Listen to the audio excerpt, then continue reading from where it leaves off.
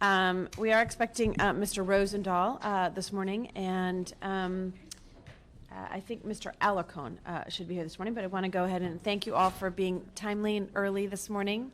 Sorry, we wanted to make sure we were able to get this in, and I think having it early actually beat some of the traffic for the Laker Day stuff today. So our first item is Bruce Iwasaki to the board, a reappointment to the Board of Taxi Cab Commissioners. Bruce, you've been a great activist on this committee, and I appreciate that. Is there anything that you'd like to add for us this morning? Any issues as we go forward? Just a couple, Madam Chair. I think a challenge for this area is coordination among various departments, and I think the department is working on that, but it's not always easy. For instance, the bandit cab issue requires law enforcement. It requires the city prosecution.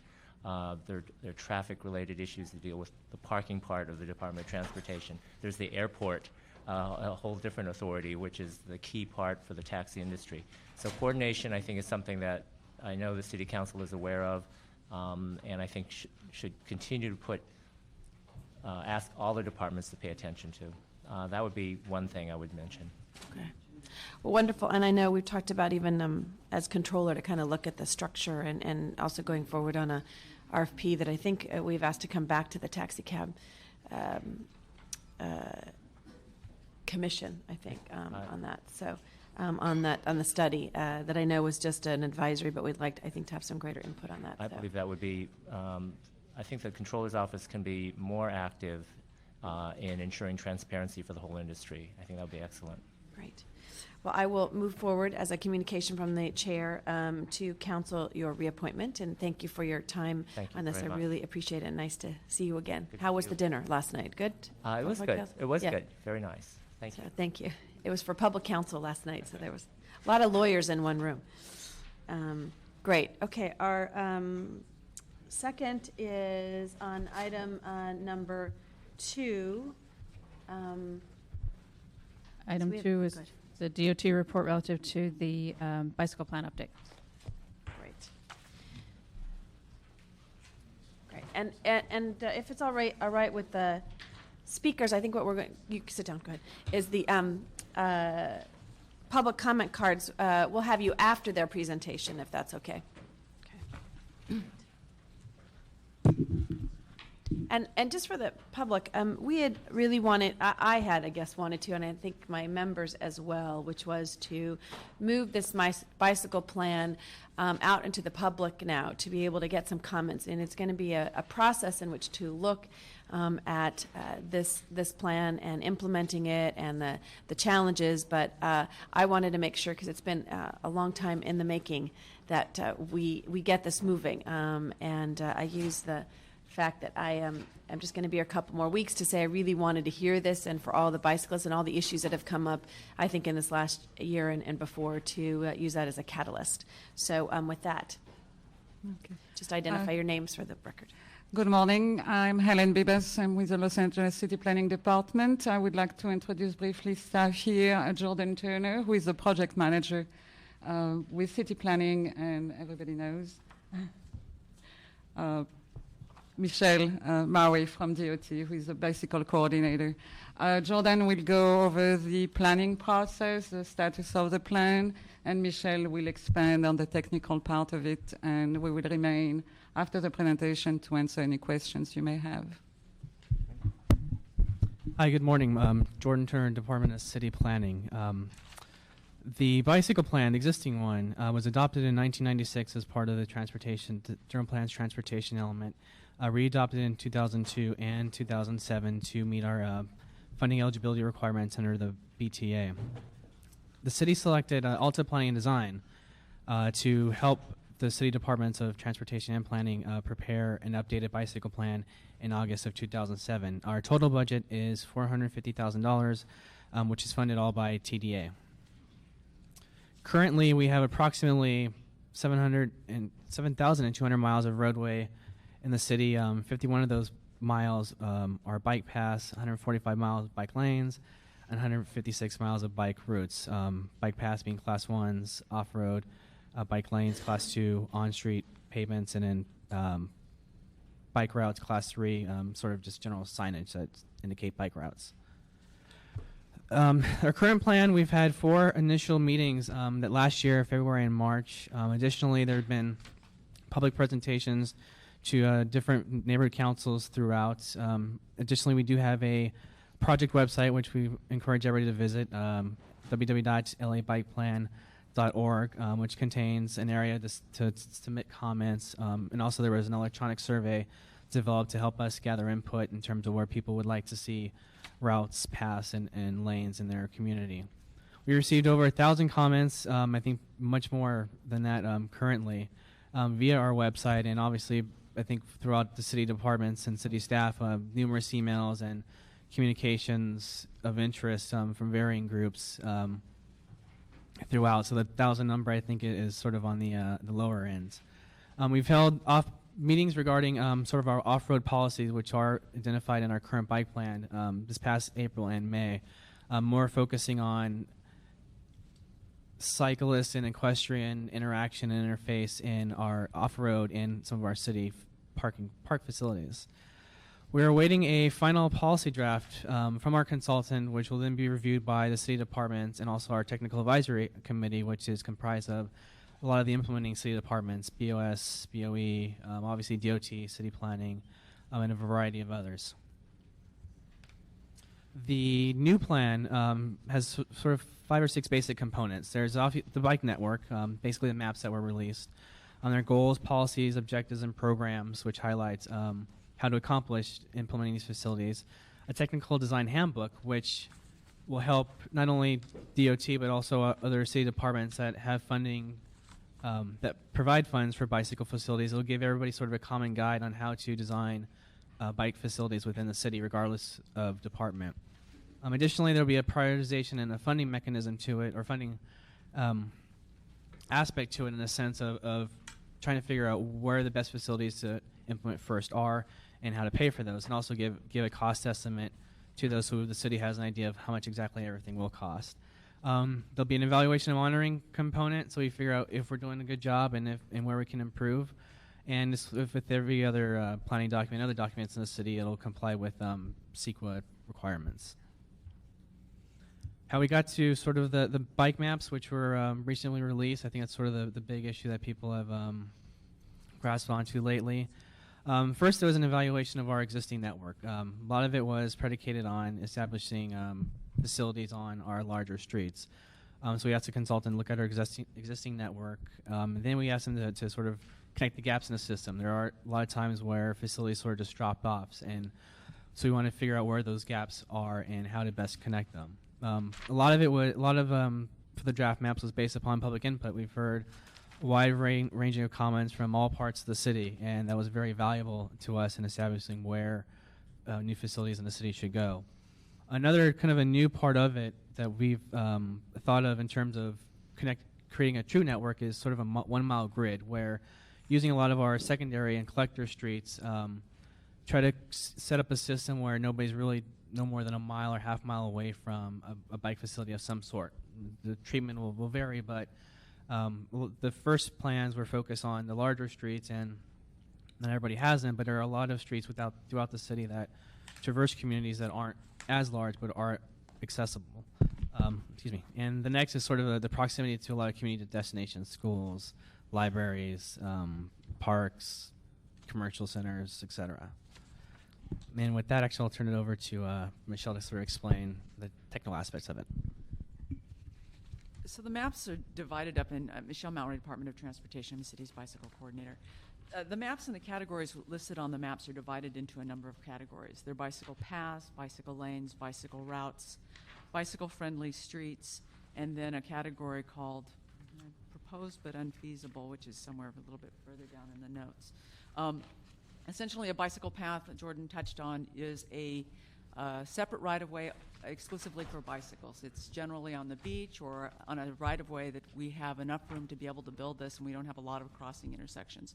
Some of the most prominent projects that we're working on now are the LA River Bike Path, the San Fernando Road Bike Path, We're working with the Expo Authority to develop a bicycle path along the Expo Phase 2 project. We're also working on the Orange Line project is another example of those. So we have Class 1 bicycle paths. Class 2 bicycle lanes are lanes on the street. We can put them in where we have a minimum of 10 feet. We need 5 feet each side of roadway space to be able to get these on the ground. And as Jordan touched on, the old plan was based on arterials and putting bike lanes on the arterials and opportunities for arterials, and we don't have a lot of those opportunities now without a removal of something, either on-street parking or an on-street travel lane, which is not a staff-level decision. And then we have bicycle routes, which will fall into a number of categories and something we actually hope to expand on. But essentially, can we take our bicycle route opportunities and grow them into something else? And the new category is bicycle-friendly streets. This doesn't have an official designation for the state of California on the federal level, but the idea is to take a street that's a collector street or a secondary street, and can the department and the city do something to make these streets better? Some of the streets are already great streets to bicycle on. 4th Street is a street that's commonly referred to as a bicycle boulevard or a proposed bicycle boulevard. It actually shows on the maps. And can we make the signage better? Can we make conditions better for bicyclists? And at the low end, maybe that's nothing more than flipping some stop signs and putting in some guide signs to designate that as a bike-friendly street. On the high end, maybe it's a community where we have real problems with cut-through traffic and speed, and maybe the neighborhood wants to actually reduce the traffic volumes in that neighborhood. Maybe we can divert vehicles off of that street using a number of traffic calming devices and allow bicycle traffic to be the priority through that corridor. So there are a number of treatments in between that we can do to make a bicycle-friendly street. The other thing that's really a plus for us in this economic downturn is the implementation of bicycle-friendly streets, as long as we can get everybody to agree that this is a good idea through the particular corridor, is relatively inexpensive when you compare it to doing a bicycle lane on the street where we need to find an additional 10 feet of right-of-way, or one of our very high-end bicycle path projects. So it'll give us a lot of opportunities to do things at a much lower cost. When we were looking at this and when we worked with the consultant team to do this, we asked the consultant team to look at a number of things. Connectivity to major facilities. You know, we want things that are going to get us places. Parks, schools, universities. We also needed corridors that provided length. 2-3 blocks isn't going to really help us. If it's a 2-3 block corridor, it might work within that particular neighborhood, but we're really looking for long segments that will connect us to other segments throughout the street. And we also asked them to look at a couple other things. Crossing improvements. One of the reasons we looked at secondaries is at almost all the arterial crossings, a secondary has some sort of crossing, whether it be signalization or stop signs or something. The consultant has called out the bicycle-friendly streets where we do have crossing improvements that are needed, and those show on the maps as something that we'd have to come in and either add a signal or add some sort of diverter or something to get bicyclists safely through that intersection. The consultant also has called out on the maps grade separations, areas where we might have a freeway or a river crossing or something that we need to be able to get bicyclists safely through, and the only way to do it is to go over or under. Those will be expensive, but we want to know where they are and how it helps us prioritize which projects we're going to start with. The last category that we show on the map is currently being called proposed but currently infeasible. These are corridors we know we want to be able to get to in the future, but we don't have a way to be able to put bicycle lanes on the street now. They generally appear on the major arterials and they're gray on the maps. They're a placeholder for the future, if you will. If we have something change in that corridor or political priorities change on that corridor, we know we want to get some sort of bicycle facility in there, but we can't do it right now without the removal of a travel lane or on-street parking. There's no reason we can't change that in the future, but we want to identify those now so when something changes, people know we need to get bikes through there. And that's kind of the quick version of how the maps lay out and what we're looking at. Okay, so we have released the maps both in electronic format and paper format throughout, in the first week of June, essentially. We encourage everybody to go to our website to post comments. We have received a lot of requests from various groups which we cannot honor, mostly because of budgetary constraints and just the management of this whole process. We hope to be able to release the first complete draft of the bicycle plan, including the technical design handbook by the end of July. We are aiming for July 24th for publication, and that will be that will give us about a month for both the city family and city department to review the draft and post comments, and then integrate some of the comments or most of the comments into the draft that will go to the for public release. We will meet with the Bicycle Advisory Committee again in July and August. I have not set the dates yet. We'll replicate what we did last year for the initial workshops. We'll have 4 citywide workshops in the Harbor, Central, Valley, and West LA areas. We hope to be able to schedule those workshops in the last week of July, and we will continue to accept comments from the public, both in person and through the website. We will begin the adoption process hopefully in September, October of this year. That means City Planning Commission and various council committees. And that concludes our presentation. We'd be happy to entertain questions. Great. I think what I'd like to do is go to public comment, because we do have quite a few public comment cards today on a number of items. Thank you. And you can probably just leave your computer there if that. I think we're going to give everyone a minute or so, because again we have so many. We'll be here 3 hours if we have all the 2 minutes, but a minute or so. We'll be a little flexible and try to get your present. Again, this is the first of many, hopefully, as indicated, public hearings that will be occurring, and your input on the draft of a final plan is critically important. So your input not only today, but in the workshops that are going to be taking place is very, very important. So I would ask if we have 3 chairs, I think there it looks like. 3 chairs? Yeah, 3 chairs. And maybe even, clerk, if we could just move that chair over there too. We'll get four people at a time. The first 4 is Mary Benson, Michael Kahn, I think it is, Donna Chazanoff, and Arisha Smolarski. And then following that, you all can be on deck on this one, is Al Mogia, or Moja, Stephen Box, Joseph Young, and Lynn Brown. Good morning, council members. My name is Mary Benson, and I'm here on this agenda item representing the Sun Valley Area Neighborhood Council. A couple of things. If I had one statement that I could say on this, it would be, where's the beef? We've got a map, but we don't have a plan. The last time any bicycle advisory group approached the Sun Valley Neighborhood Council was in 2007 to tell us the San Fernando Road bike path was probably not going to be completed because it was in a rail right-of-way.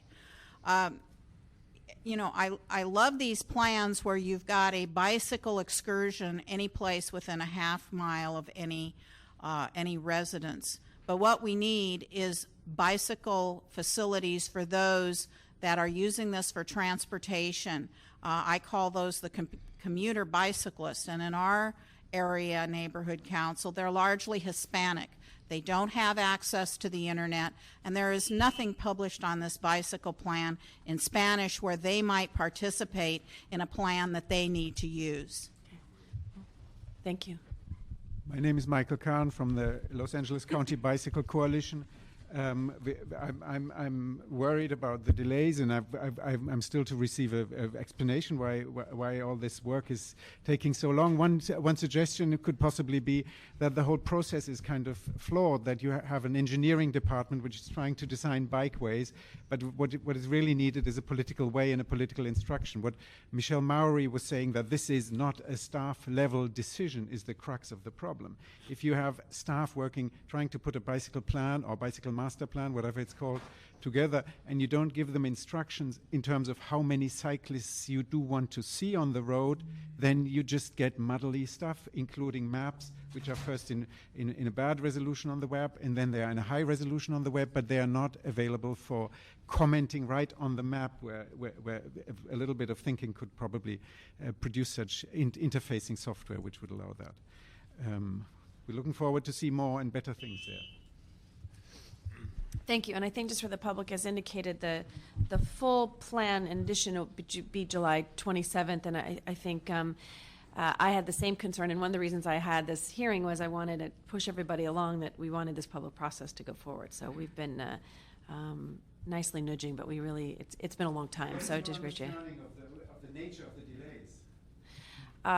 It's been everything from staff time focused on that to reduction of staff that weren't there to a number of other issues, and they can maybe explain that. But we have been as impatient as you have, just so you know. So one of the reasons why we have this today, without it being fully complete or fully out there, to begin to get some further input. So thank you.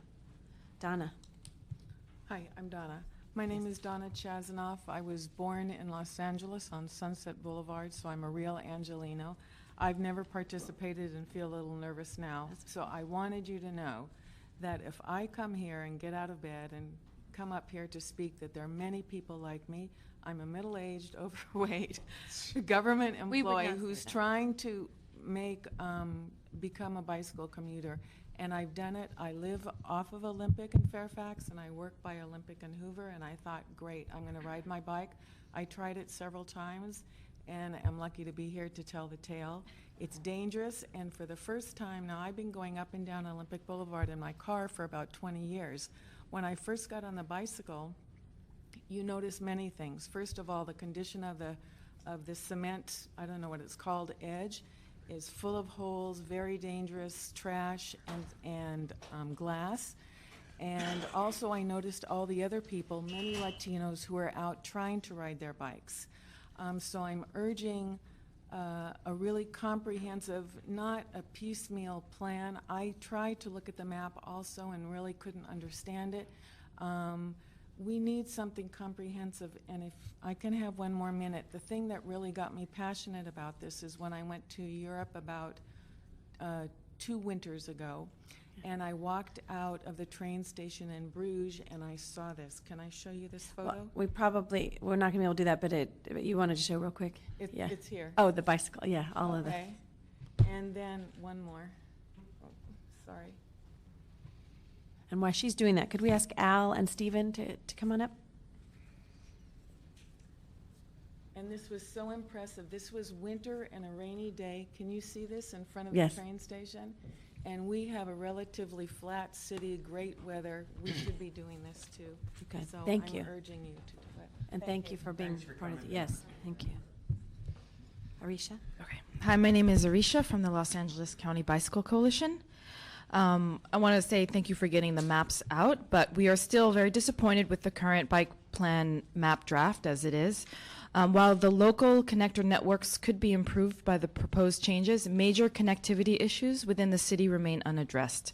This plan should be a step forward from the last plan, not backward. The plan should create a cohesive arterial bikeway network that includes dedicated bike lanes. Most of the bike lanes in this current draft are deemed unfeasible. Streets such as Rowena and 7th Street are examples that are currently considered unfeasible and should be considered proposed bike lanes. The city needs to take risks to create change instead of continuing to cater to motor vehicles in order to move forward towards a more sustainable city. We understand that to implement bike lanes on some of the streets, we will need support from businesses, community members, and council members. Having these streets already in the plan as potential candidates is a step in the right direction and improves the probability that we will see much needed bike lanes and improved neighborhoods in our city. And we're prepared to support and create that collaboration.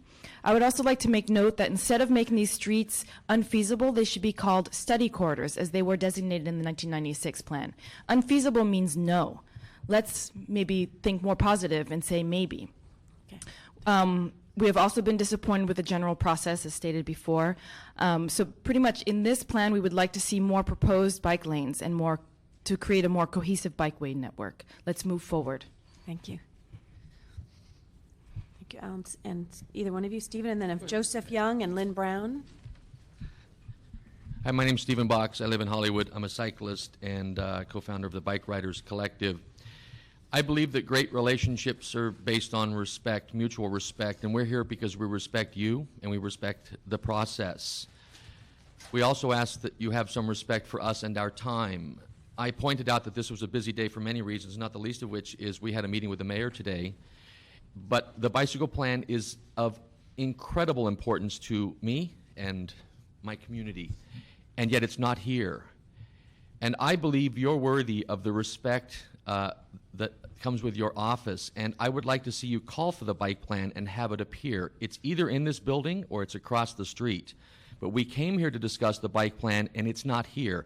We haven't seen it. We're not involved in the process. No matter how people tell you we are not involved in the process. So I'm here to tell you we expect to be treated with respect.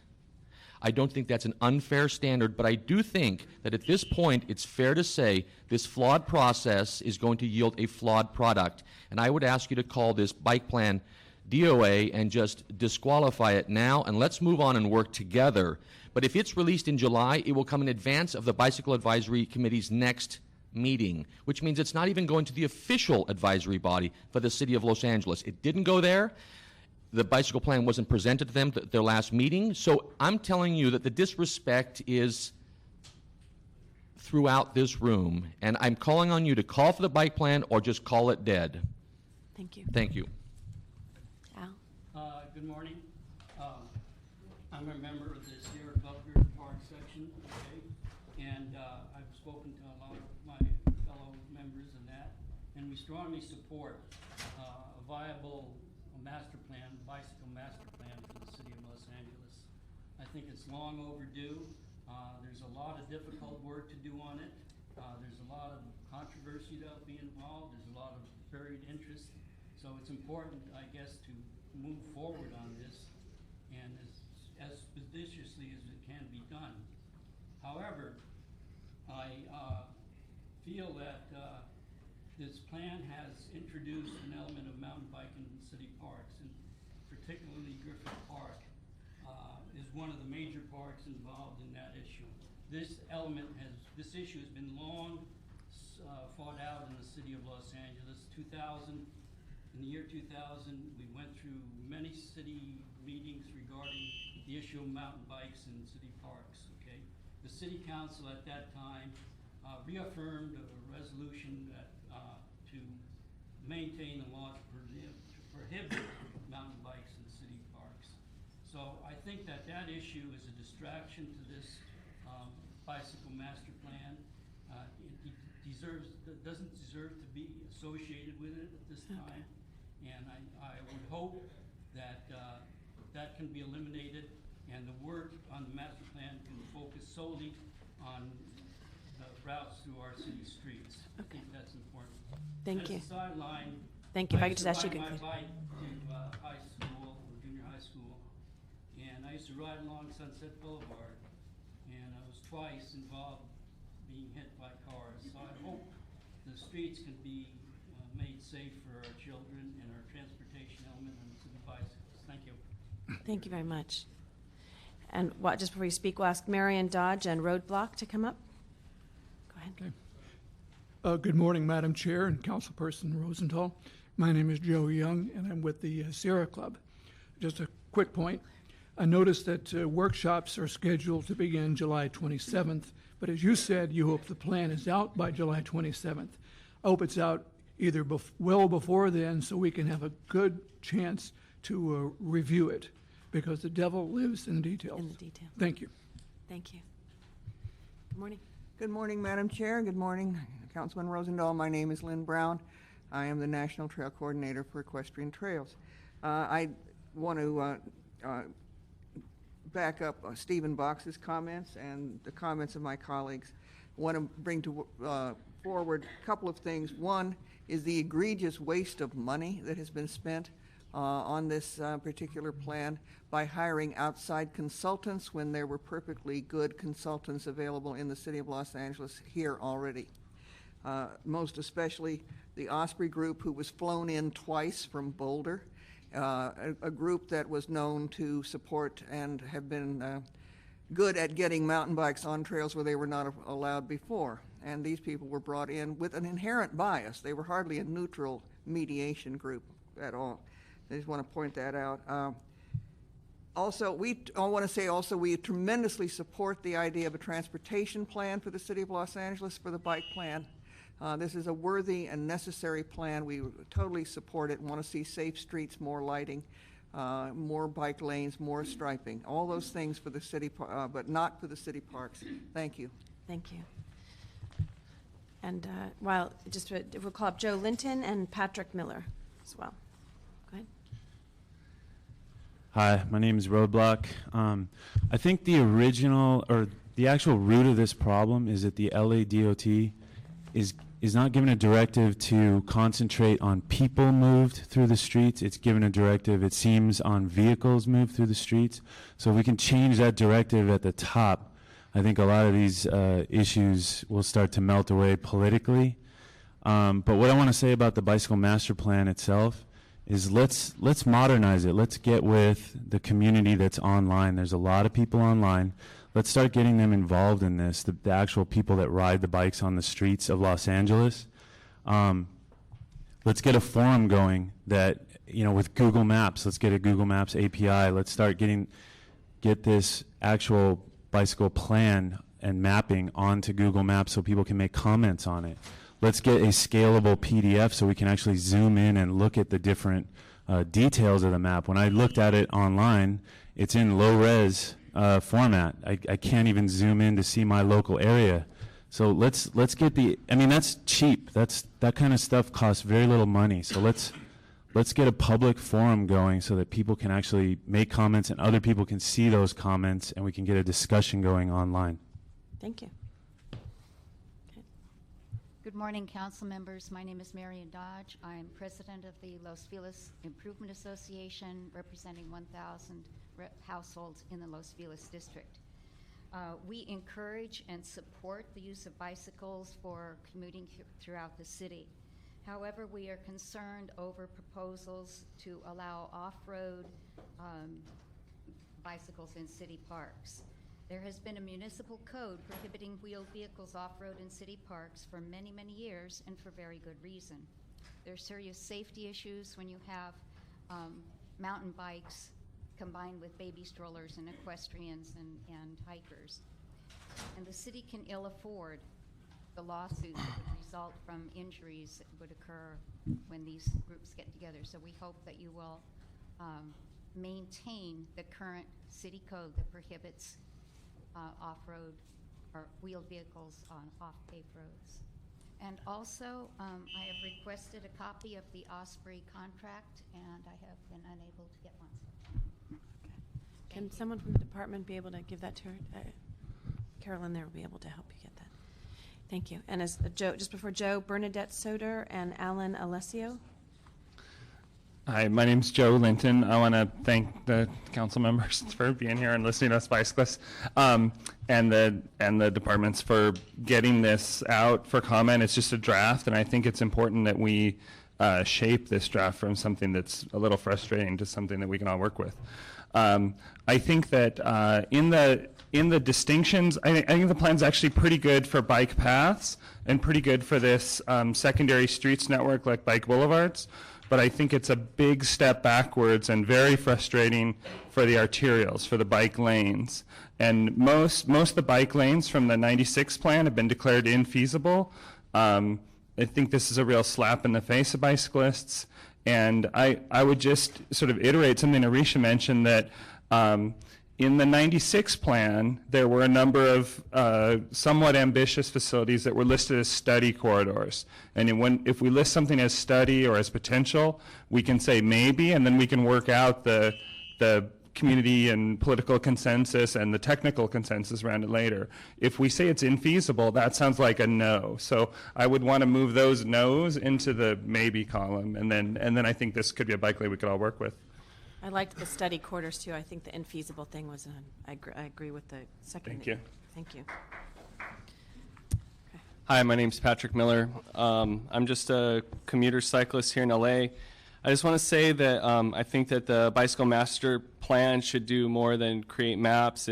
We need to address education. Drivers need to be educated. This needs to happen at the DMV, posters at the DMV. We need signage on all roads, not just roads that are deemed bike routes. Even on Olympic, which is supposed to be a bike route, I get bullied off the road. And I have to look up sometimes and remind myself if I am on a bike route when someone's honking at me and like telling me to get off the road.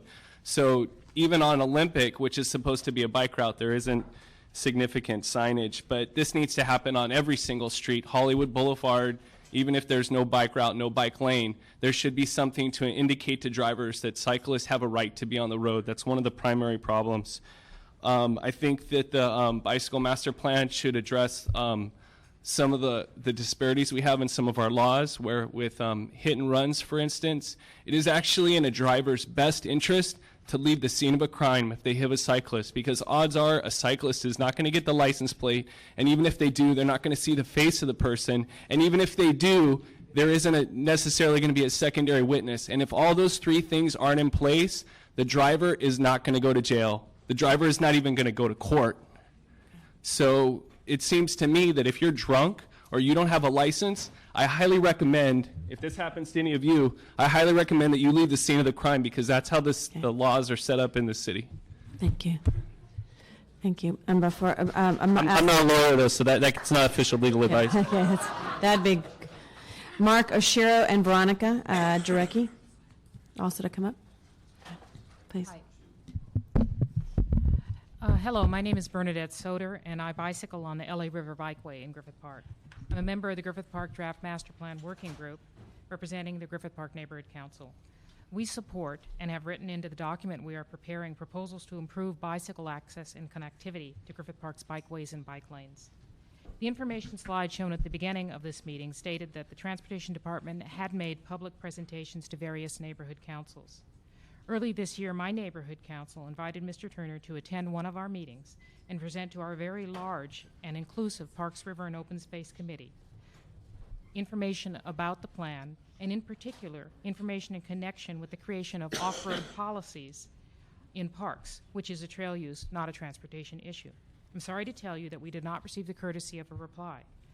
I believe that our various interests of all our stakeholders in the Greater Griffith Park, Atwater Village, and Hollywood United Neighborhood Councils, which all participate in the committee I described, are deserving of a more specific response. Thank you. Thank you. Please go ahead. Good morning. My name is Alan Alessio. I live in Long Beach, and I come and visit your city practically every day. I travel by bicycle and the Blue Line.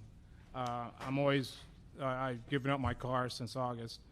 I want to address the plan, the current bike plan. I reviewed the old one and the new one, and it's a step backwards. The city could do a lot better than that. It should be building up from the '96 plan. Listen to the bicycle community. There's a lot of great ideas that are being thrown at you guys, and I just hope you guys implement some of these. For one, the map is it's pretty embarrassing. You could do a lot better than that, than releasing that map. You guys introduced Sharrows in '96. 13 years later, it's still pretty much an introduction. You've gone nowhere on the Sharrows. So let's get forward on this. Thank you. Thank you very much. Well, our next speaker, is Veronica here? Veronica? Oh, go ahead, Veronica. Also, I think it's Sandino Navarro? Sandino, please come on up. And Greg Tedesco? Thank you. Go ahead. Okay, the bike plan was just the basic, the one that we had before. And they went in secretly and stripped it and took everything, all the good stuff out. And this is what we have now. And the basic is what we need. We are so far behind on every city in bicycling and sustainability in this aspect on transportation. This is the cheapest way. Using bicycling instead of putting all the money into road traffic, into cars, is the cheapest way. And right now we don't have that much of a budget, so maybe we should divert the money back into this bicycle plan that we took out. Also, if you are not going to add lanes, I think that you should be able to give us permits to be able to put in lanes, because they're essential. Cars don't know their limits, and that's how easily people get hit. So I hope that there's a way that we could do a permit kind of way, that we could say we want to paint this street. This street is essential. A lot of people are getting hurt. can we do this street? We'll do it according to your measurements and everything.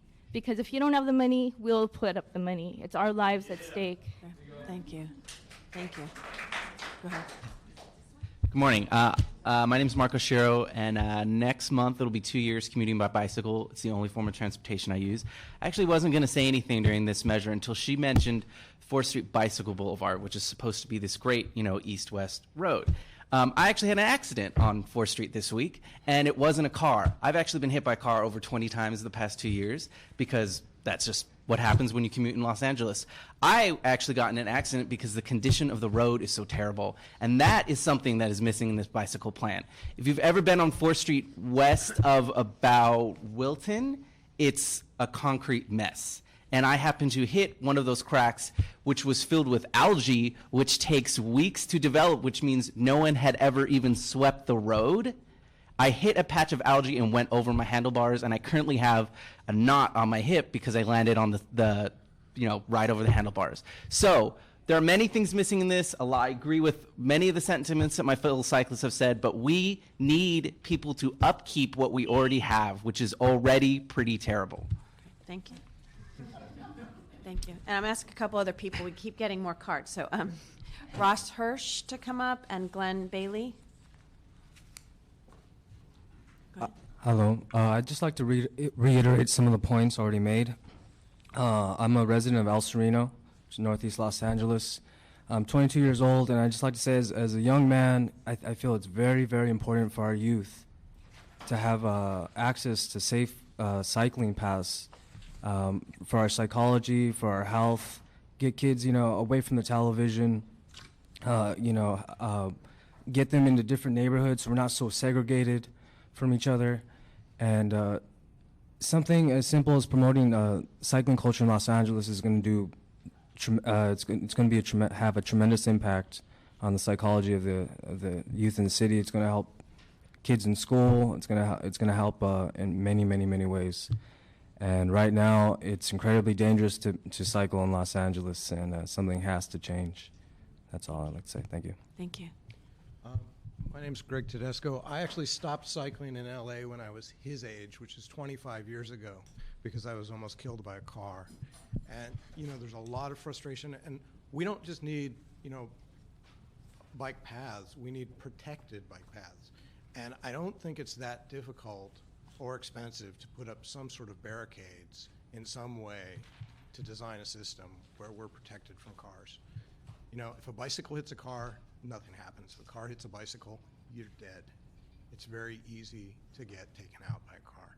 I also wanted to note, in terms of the mountain biking, which is a separate issue, I now run up at Will Rogers. I have to drive to go exercise, to go run up on the trails there. The mountain bikers up there are usually pretty safe and polite, and I haven't had any problem with sharing the trail with them up there over a number of years. So I think that's manageable and coordinatable. But the key is not the paths. The key is, you can get tens of thousands of cars off the road if you make it safe for us to ride our bikes. That's what you need to do. You need to make it safe for us to ride our bikes. Thank you. And it'll help your traffic problem. It's not taking pavement away from cars. It's taking cars off the pavement. There'll be more room for the people who want to stay in their cars. Thank you. Thank you. Ross Hirsch, is he still here? Ross Hirsch, come on up. Carol Henning and Jamal Navarro. Am I next? Yes, Glenn. Sorry to call you. Yes. My name is Glenn Bailey, and first of all, thanks to the two of you for making time in this busy day to hear this important issue, and all the bicyclists assembled in this room. I am presently the chairperson of the LA City Bicycle Advisory Committee, and I can report to you, not as chair, but as a longtime member of that committee, that this process that I have observed over the past year plus is definitely flawed. It needs a real kickstart.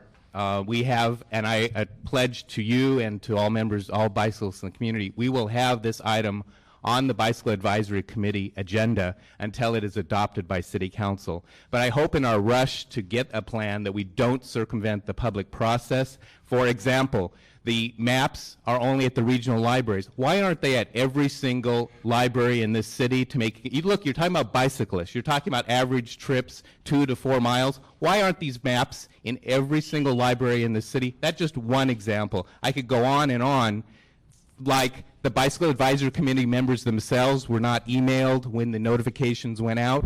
It was sent out to neighborhood councils, and I applaud planning for that. But what about all the people that attended the workshops last year on specifically on this issue? Shouldn't they have been given the same time frame that everyone, that neighborhood council people who may or may not be interested in the issue? Let me ask Thank you you. a question. The Bicycle Advisory Committee that you're a member of, how many members are on that committee? Are all 15 districts represented? Yes, there are 19 members, 15, one from each council member appointee, plus 4 appointed by the mayor. So there's a total of 19. We meet every other month on the even months, first Tuesday of the month, 7 p.m., currently at Parker Center. How long have you been on that group? I've been on it over 20 years. I just became chair in February, thanks to And help me out, why haven't you been part of this process? That's what you're there for. Well, first of all, the process started with the public meetings, the workshops, basically.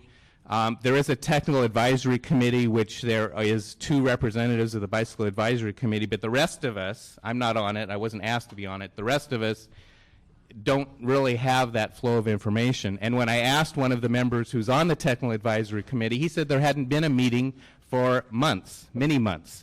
So I'm not really sure what that Technical Advisory Committee is truly doing to get that input. As far as the Bicycle Advisory Committee itself, we will do what we can to push our way just as the public is. But really, the public coming to us, we're the public too. We're concerned cyclists, and we are trying to figure out a way to be involved in the process and give input. That's our role as being a city advisory committee. And so far, we have been given no special advantages. We have been given updates by someone coming to our meeting. For example, our April meeting, someone from city planning came and gave an update, but there really wasn't much of an update. It really wasn't until a couple weeks ago that the maps kind of appeared, sort of. And we're still, obviously, still waiting for the plan. We need enough time to have a thoughtful, deliberative process with the maps and the plan for this committee, and we're willing to call a special meeting or whatever is necessary to do that. But really, this city is so big that we need the true input, involvement, consideration of all the bicyclists, not just the committee members. Every council district is very large. One representative for a council district may not cover. I appreciate everything you're saying, and it's a no-brainer for me, so this is ridiculous that you haven't been part of that. And one of the reasons we wanted to have this meeting today and to push forward was to start to get the information out and to begin to have those kinds of meetings, because we felt there should be more participation as we go forward. I hope the departments hear you loud and clear so that they will do that. We'll have them speak after you, but I appreciate what you just said. Thank you. Thank you. Sorry, I think Mr. Ross, yeah, go ahead. Yeah, Ross Okay. Hirsch. Okay, go ahead. Morning. Morning. My name is Ross Hirsch. I just said that. I'm an attorney. I work here in downtown LA. I bike to and from work and home every day that I can. Where do you live? I live in Los Feliz. Okay. We'll get to that in just a moment. I also pay my taxes and I vote. Good. I don't want to die. I don't want to die out there on the streets. I've been hit. I've lived to tell about it. I've got a wife and 2 kids at home that need me alive. Sometimes I feel biking doesn't coexist with that. My kids want to bike to school, and you bet I want to get them there alive. They want to go for rides. That's difficult for them to do because the streets are so dangerous. I say we got to encourage people. We got to promote cycling, and I just don't see that that's happening. I don't think the bike plan is doing that. A comprehensive bike plan perhaps could do that, but that's not what we have now. I mean, who knows of that bike plan other than folks in this room and maybe a small group of people outside of this room? We got to get it out there. We need more bike infrastructure, more bike-friendly streets. Infeasible designations are practically worthless. We need sharrows. We need bike lanes. Let's get this out there. Let's get it going. Last thing, I'm also a mountain biker. I'm a respectful mountain biker, as are every other mountain biker that I know. We slow down when we see people. We slow down when we see cars. I have never seen a bicycle incident other than perhaps my own, which was self-induced, and I was all alone. So, Thank you. more bicycle infrastructure, please. Thank you. Thank you. Thank you. Carol? Yes, Carol and Jamal, correct? Okay, so our last two speakers then, Jim Cadenhead and Damian Newton, if they could come up. Go ahead. Hello, I'm Carol Henning, and I'm a member of the Sierra Club, and mostly I'm here to expand on what Lynn Brown said and also Stephen Box, which concerns the lack of public participation in this process, especially the mountain bike elements. The public was excluded from the Osprey meeting, and Osprey, as you recall, are the expensive consultants from Boulder. Osprey chose participants, but there were several user groups excluded, for example, runners, dog walkers, neighborhood councils. Some of the public attended because they found out about the secret meetings, but they had to keep their mouths shut. I hope that it's a wonderful idea to have a comprehensive bike plan. I wish everybody could go to Amsterdam, Holland, and that would be, I suppose, the dream bike city of the world. Thank you. Good morning. My name is Jamal Navarro. I'm fourth generation, born in East Los Angeles, and I would like to advocate for the people who ride in the East Side that there is no, just to be frank, there is blatant violence towards cyclists. And we have people who literally try to run you off the road, a road that you cannot ride on. We also have aggressive tactics by the police. And a personal experience of mine is that I was riding and police mistook me for a gang member, and crash unit, well, we don't have that no more, but gang unit pulls right in front of me. And there's a blatant disregard for people on bicycles for their lives, because I'm sorry, that's attempted murder. If somebody's gonna blow past you, boom, you're splat. No amount of protection is gonna keep you all together. And I'm just an advocate for bike safety. We need more bike lanes. We need more bike protection for cyclists in the East Side, because all I hear is from the West Side. Thank you. Thank you. Oh, go ahead. Good morning. My name's Jim Cadenhead. I am a business owner at a bicycle retail store, so that makes me a taxpayer and a champion for cyclist rights. As a cyclist, I'm an active member in the LA Transportation Corps, and as a registered voter, I am an involved constituent concerned with my rights. I don't think any of us here is asking for anything other than respect, the same common respect that you ask for and you deserve when you're driving your car. Right now, the city of Los Angeles is at a precipice. We have an opportunity to make this a safe cycling area and a city for other cities to look up to. Let's put together something that gives kids safe routes to school, mapped routes for cyclists with protected lanes or shared lanes, and mapped routes for mountain bikers. I hope we can all do this. It's possible. I'd love to help. Thank you, Damian. Hi, Damian Newton. I'm a resident of the Fairfax district of Los Angeles. This has been sort of an interesting meeting for me, because I wasn't expecting there to be so much commentary on the mountain bike issue, which we haven't even seen maps or a plan for yet. Mountain bikes are off the road and not really transportation related. They're recreational trails for the most part. I'm sure some people use them to commute, but very, very few. And if it's going to take us this long to come up with a bike plan, one which I've heard today most people that bike regularly are unhappy with the maps that they've seen so far, why don't we push this mountain bike thing off to the side and really focus on the transportation elements for the rest of the time that we have before we get the plan moving? I haven't heard one person here today speak that, no, we really need to get these bike trails up in the mountains going. And I've heard plenty of opposition to it, and we don't need more opposition to better bike facilities in Los Angeles. We don't need to create constituencies that are angry about a bike plan.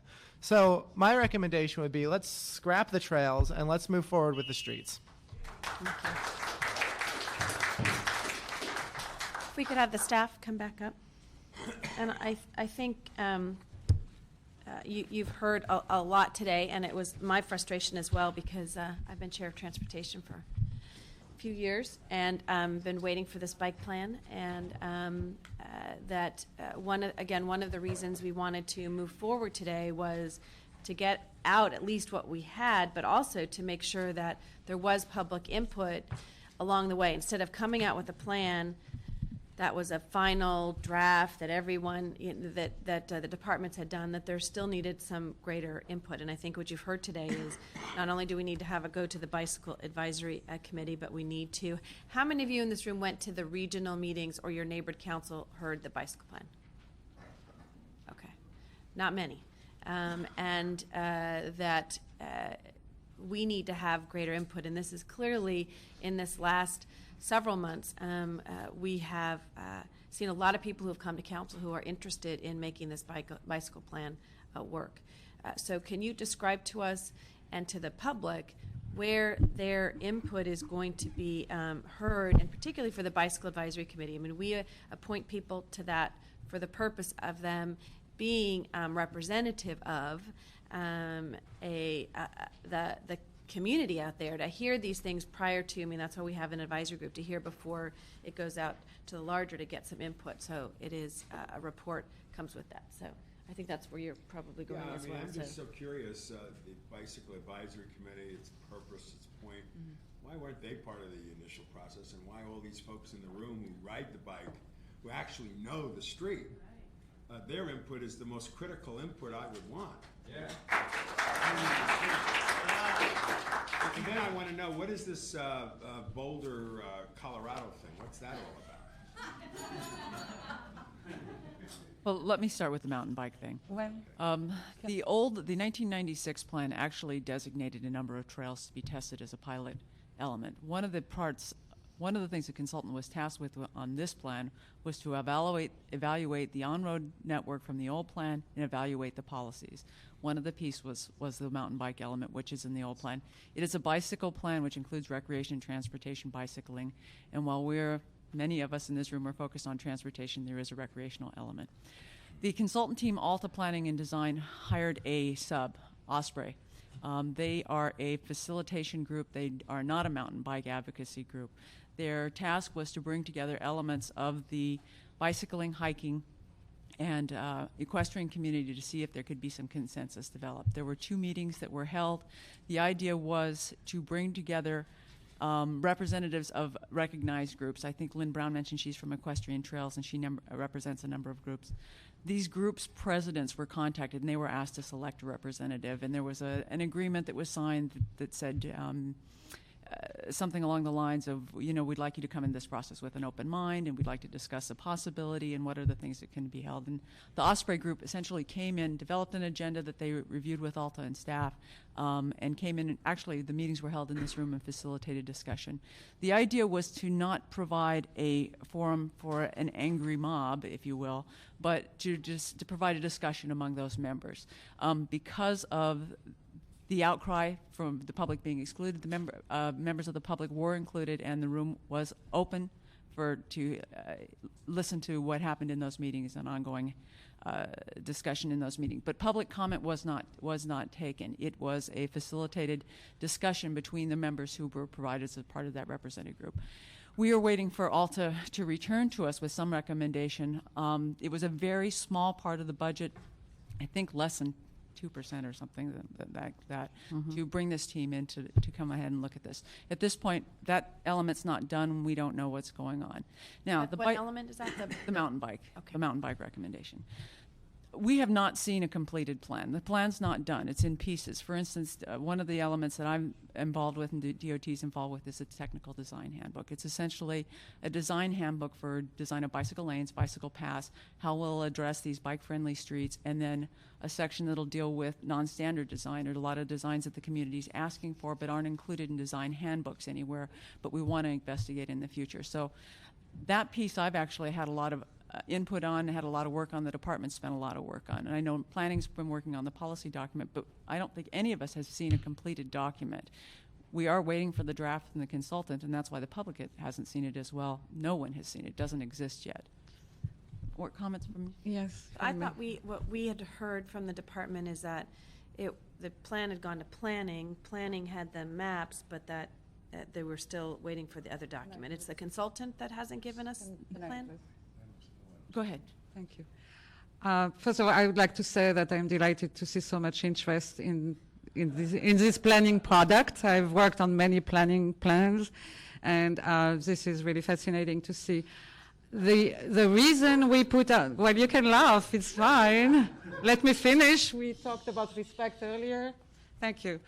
The reason we publish the maps now is because we are fully aware that the final draft will not be ready until the summer. We thought that we would be doing, the public a service by giving them more time to look at the maps, since the maps are usually what people are more concerned about. Where are the bike facilities planned to be? What kind of bike facilities will they be, and so forth. So our initial intent was actually, to be more generous with the public and not wait until we have a final plan or a final draft that's complete with all its parts. I did talk to the BAC Advisory Committee back in April. I did mention that will be the process that we will follow, that we will, publish the maps, have like 3-4 months for the public to have to submit their comments and recommendations. And this is where we are today. The remainder, the written part of the document, what will make it complete, is not even ready to show management. So we are still working on it. Keep in mind that, at least in planning, we are both working on zoning cases. We have many other assignments. There are budget constraints. We will not be authorized to do overtime. These are all issues that we are struggling with. Yeah. And we cannot go to every neighborhood council. So we have to ask each time to be authorized to go. So we wish we could do this, but we are very limited. Well, I think that, and for as you see this morning at 8 o'clock, thank you all very much for coming early. At 8 o'clock, there were a lot of people that were here that are interested, and I'd like to see a public hearing, and with the Bicycle Advisory Committee, or it is including the consultants being there. Have instead of several meetings that you may have to go to, is plan ahead, a month ahead, have a Saturday or an evening, and try to find the overtime money to do that.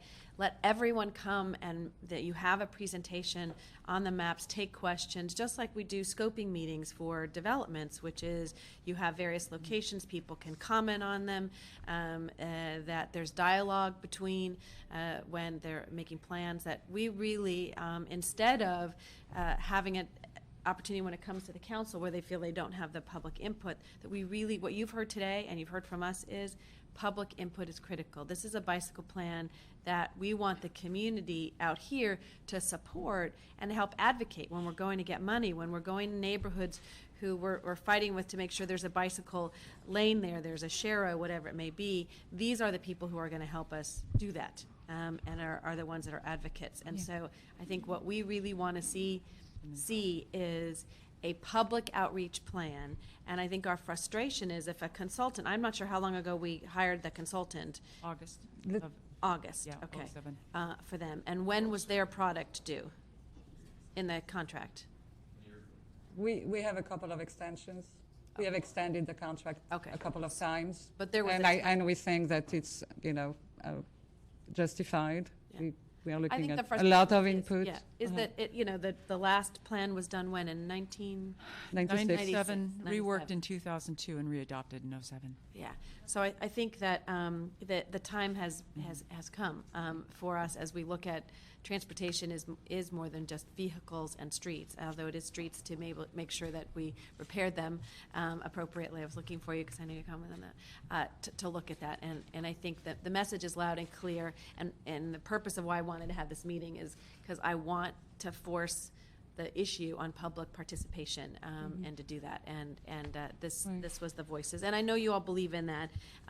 We need with less resources, we need to be smarter and effective in how we gather that input. If we can't go to every location, but to have something that everyone feels that they were heard, and that's very important. If I may just add one comment based on what the public comments were made earlier with regards to public notification and so forth. As we said earlier, we published a letter announcing what this public participation process would be now. There were some technical glitches, but now the maps are accessible in high resolutions. We have paper maps everywhere. We have received already a lot of comments. We have notified individuals. We did this the week after we published the maps. Individuals who participated in the earlier workshops. We have about like 300, a little bit less than 300, both via email and regular mail. We are still waiting for council offices to let us know of the interest, if they want more maps for their field offices, if they want us to come out and so forth. So we are out there waiting for people to ask us to come, and then we proceed. The only neighborhood council's request we have received so far is from the West LA, and we have sent that to management, and they have, agreed to let us go and do a presentation there. But we haven't heard back from the other neighborhood councils.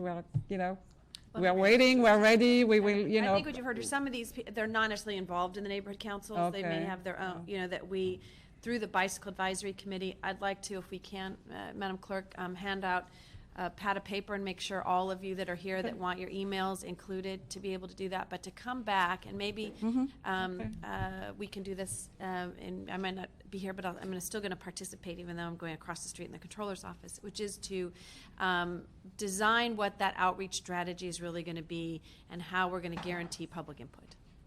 Councilmember, Yeah, I wanted let to. me ask this question. Who's in charge? Which bureaucracy? DOT or planning? Who's Planning in is the charge of lead. Putting the plan together. Planning is the lead. It's the bicycle plan is just one part of the city transportation element, which is itself one part of the general plan of the city. Folks in the planning department are engaged in this issue. We are both engaged part-time, a third of a Two of time, you part-time. even less than that. Even less. Okay. So all of this really basically rests on the two of you who are part-time involved. And Michelle is full-time, I And guess. Michelle, you're in DOT, yes? Right, and I provide support as well. So you provide the support. Part-time as well, I have a number of other projects. Yeah, you have other projects too. So the funding for this, is this coming from DOT or from planning? DOT is providing it through the Transportation Development Act. And how much money are we talking about? $450,000 for the 40 or contract. 50,000? 450,000. 450,000. And when have we started spending that? How much of that? They have been spending it, when the contract was signed in August, that's when funding became eligible for use. They have been, the consultant has been billing us through the process. Okay, that contractor, are they here in the room? We will have to pay for them to come and testify at every meeting. Wait a minute. So we are. No. We are very. No, they they're in the not. room? Are they in the room? No. They're not in the room? No. How much money have they gotten from our city so far? Do you know how much? 80%. About 80%. About 80% of 400,000, so that's 300 grand at least? Correct. Okay, and they're not here in the room. They're in Colorado. No. The consulting firm is here. The consulting firm is Alta Planning and Design. Alta has a number of tasks to be completed. One of them was the small mountain bike exercise as part of the policy. Okay. They hired a sub-consultant, Osprey, who they found in Boulder, to facilitate the meeting. Osprey is, Okay, again, next time we have this $11,000. meeting, I hope to stay on this committee. We'll see where this goes. I mean, we go through transitions. Folks in the room, July 1, we all get re-sworn in. Then we pick a president, and then the president of the council picks committee chairs and members of committee. And so it ain't going to be together here as electeds until probably August. Then we'll be who we are, constituted in whatever relationships we have with all the committees and with our responsibilities in the city. I mean, that is going to be our process. When this process is done, you'll know who to reflect to here in this committee room. But I will pledge this: if I'm back on this committee, I will do everything I can to get beyond this insanity that we're in right now. Frankly, it's ridiculous because these folks in the room who got here by 8 o'clock in the morning, so much care. And if anybody knows the road, it ain't no consultant. It's the bicyclist who's going back and forth. And so whatever input we can get to do baseline analysis of this, we need to do. Secondly, we need to have a series of town halls because, each of the 15 districts has its fingers of roads. And who knows it better than the people in those districts? That's why I asked that lawyer guy in the back there, Las Feliz, well, where is that? How far of a distance? He knows that street really well. or the streets he takes to come in. So the dream I would like to see happen is that each council member takes responsibility for their geography. Okay, that's what we're elected for. We represent X pieces of land with so on and so forth, and that we bring into the room our folks in our neighborhoods. When you said the West Side is engaged, of course my folks are. We're totally committed to wanting to make it work. But we have to have a master plan, and we need to have it broken down by each of the areas so that everybody's input is put in. Sir? Can I answer this? Can I try to answer on behalf of the... I don't know. You'd have to sit over there and then re-identify yourself at the mic. The chair just walked out, so I'll take the prerogative at the moment. I just wanted to try to defend the Department of Transportation and Planning, because they may say, and they may not be able to say that, so I say it, you're the politician. You're giving us ambiguous guidance in as far as the priority of bicycles versus cars is concerned. With that piece of ambiguous guidance, with the level of what is a staff decision and what is not a staff decision, as Michelle said before, we cannot properly work. So where you focus correctly on the transparency and the public participation process, behind this is a larger muddle, a larger mess, in which you want to see sustainable transportation out on the road. You want to see... We understand. I appreciate that. We're not. We're just asking questions to inform ourselves. But That's you need... But what they're waiting for you to do is... Thank you. We have to go. She has to go soon. Appreciate I was it. going to get in the items, but... Sorry. Joseph, you came, though, and we were just about ready to finish with on your this child, item. So and I know you were sighing, so Yeah. why don't you just sit right That's there? okay, no problem. We appreciate you coming. I'll cut this very short because you've most likely heard all of this nonsense before. But I'm here with my daughter Valentina this morning to talk about two quick things. The first is that the city of LA doesn't have very bike-friendly road measurement standards, and part of this bike plan should include roadway measurement standards that are better than level of service and average daily trips, which are currently some of the only instruments that the city has to regulate automobile and transportation on the road. A great example of this would be like a safety map geocoded around the city, retail sales tax income versus vehicle speeds, and other such measures that are very easy to implement, low to no cost, and can be done with existing staff.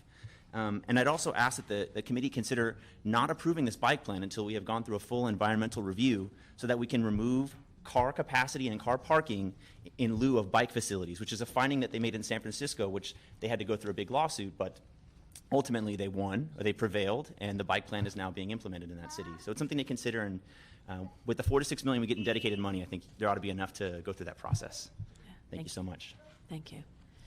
So, and I know you were going down that path, Mr. Rosendahl, in the consultants being here and listening and providing them with the tapes of today of the people here, because I think if they're writing the report, they need to hear this. And I think our assumption was that they were participating in the public hearing aspect of that. And if we're certainly not insulting staff. I just want to know the truth about the other responsibilities and the so on and so forth. We don't need to have our people beaten up. We need the resources to do it right.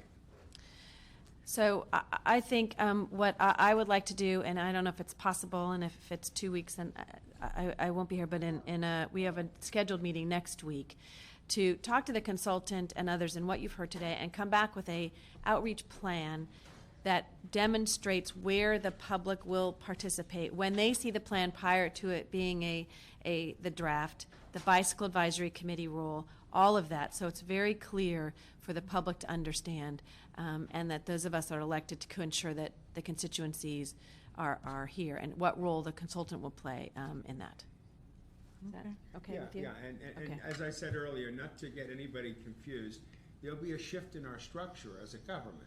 And I'm not in a position to say anything, but I would hope we would continue this discussion through the summer, and when we have all the right people in place who are going to take leadership, that we will get this before everybody, probably in August and September, and you're not going to see something that you're going to like or not like until the fall sometime.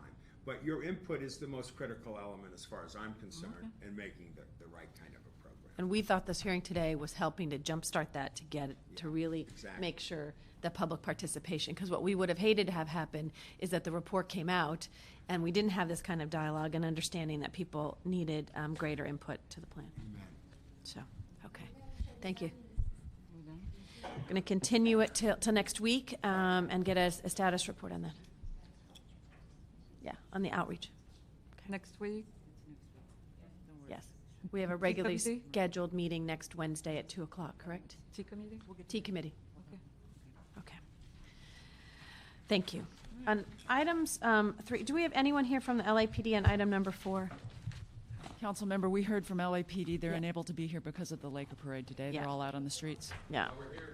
So I think it's important for LAPD to be here on that item. So I think on item number 4, we were going to continue that. I know we're going to continue that till next week on item number 4. But on item number 3, Councilmember Reyes had introduced a motion, and I know his office is represented. So come on up, Jill.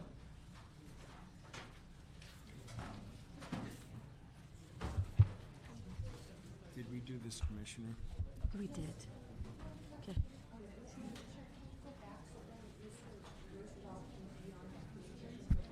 Yes, I will do that. No, we're gonna, because LAPD is not here. I want them to hear your statements. I mean, we could take your statements, but I think we want to hear from them next week, and to do both of them, so. Okay. All right, we'll go to item 3. Okay. Good morning. Jill Soriel, representing Councilmember Reyes' office. I'm just here. I wanted to clarify the intent of the motion. It really was to address the safety issues that came up not only during our discussion of repealing the bicycle licensing, but that are also ongoing, as you've heard from a lot of the testimony today. So it's not our intent to reintroduce some type of licensing program. It's really to try and institutionalize some of the bike safety materials that we have. For example, DOT does have a video. We'd like to work with LAPD in getting it into their training curriculum. I think some of the other things that you've heard testimony today would include education, really just promoting safety in the city also by road design and elements of the bike plan update. So I'm happy to answer any questions, and we'd like to see it move forward. Again, this is just what we're going to do today. It's supporting that is ask them to come back with some ideas and have a public hearing as well. Okay. Thank you. Thank you, Jill. Michael Kahn, Arisha Smolarski, Roadblock, Jim McQuiston.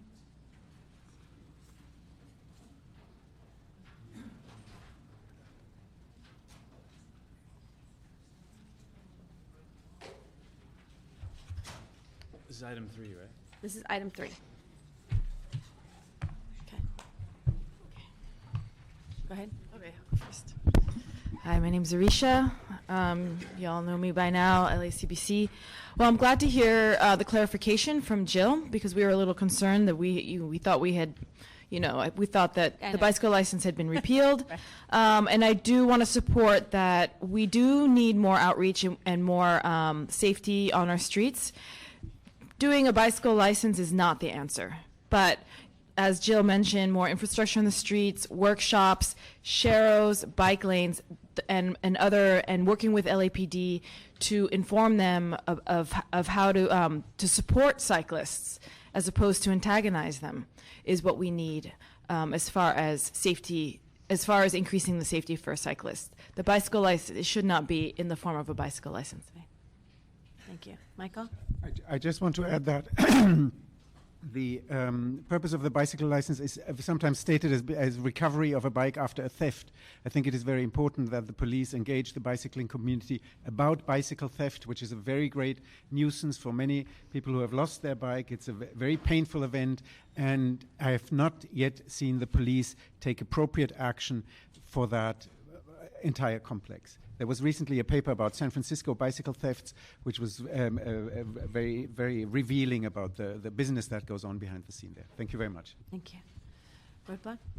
I'm not opposed to the bicycle license if it's something that can be self-funded and it actually helps, if it's cheap for everybody. But it should be voluntary. It shouldn't be used as a way for a police officer to pull you over and give you a ticket, which actually happened to me. And we've discontinued the licensing, just so you know. We have voted on that. It's gone. Yeah, and thank you for that, because that got me out of it was like a $140 ticket or something. Real quick, we're talking about budgets here with the LA DOT and engaging the community. Google Groups is free. Google Maps API, very cheap. I'm a web designer. I know about all this stuff. If they want it, I run a website that has about 8,000 members on it, $10 a month. I mean, it's cheap. Use the web to engage the public. Get the LADOT modernized, using the web, forums. Forget about these meetings. Let's have public comment on the forums so that people can have a discussion about it and think about their words and not be intimidated by this whole public process. We're not intimidating, are we, Rebecca? Well, Dawn? a little bit. I don't know. To some people, maybe not in to the me. elevator. I got his real name in the elevator tonight. So. I'm not going to reveal it. I didn't tell. Before we go to Jim, Marco Scheer and Glenn Bailey can come up on the side of. Go ahead, Jim. Jim, a question.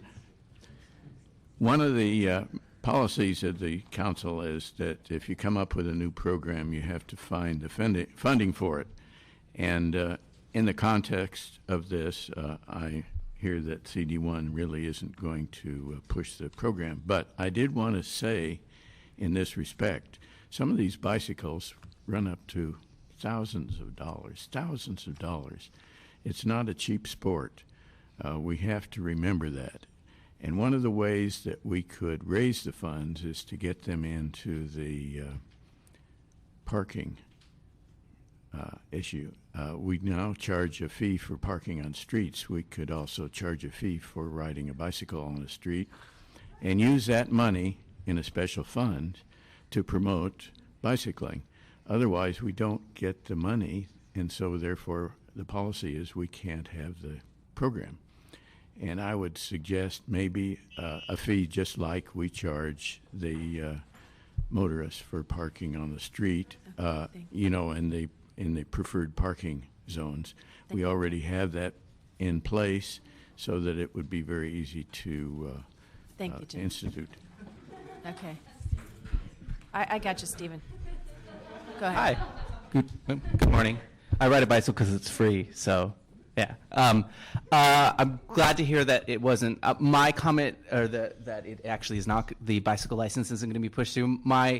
That was the main reason I came here, is because I had a horrible experience with the bike license last year.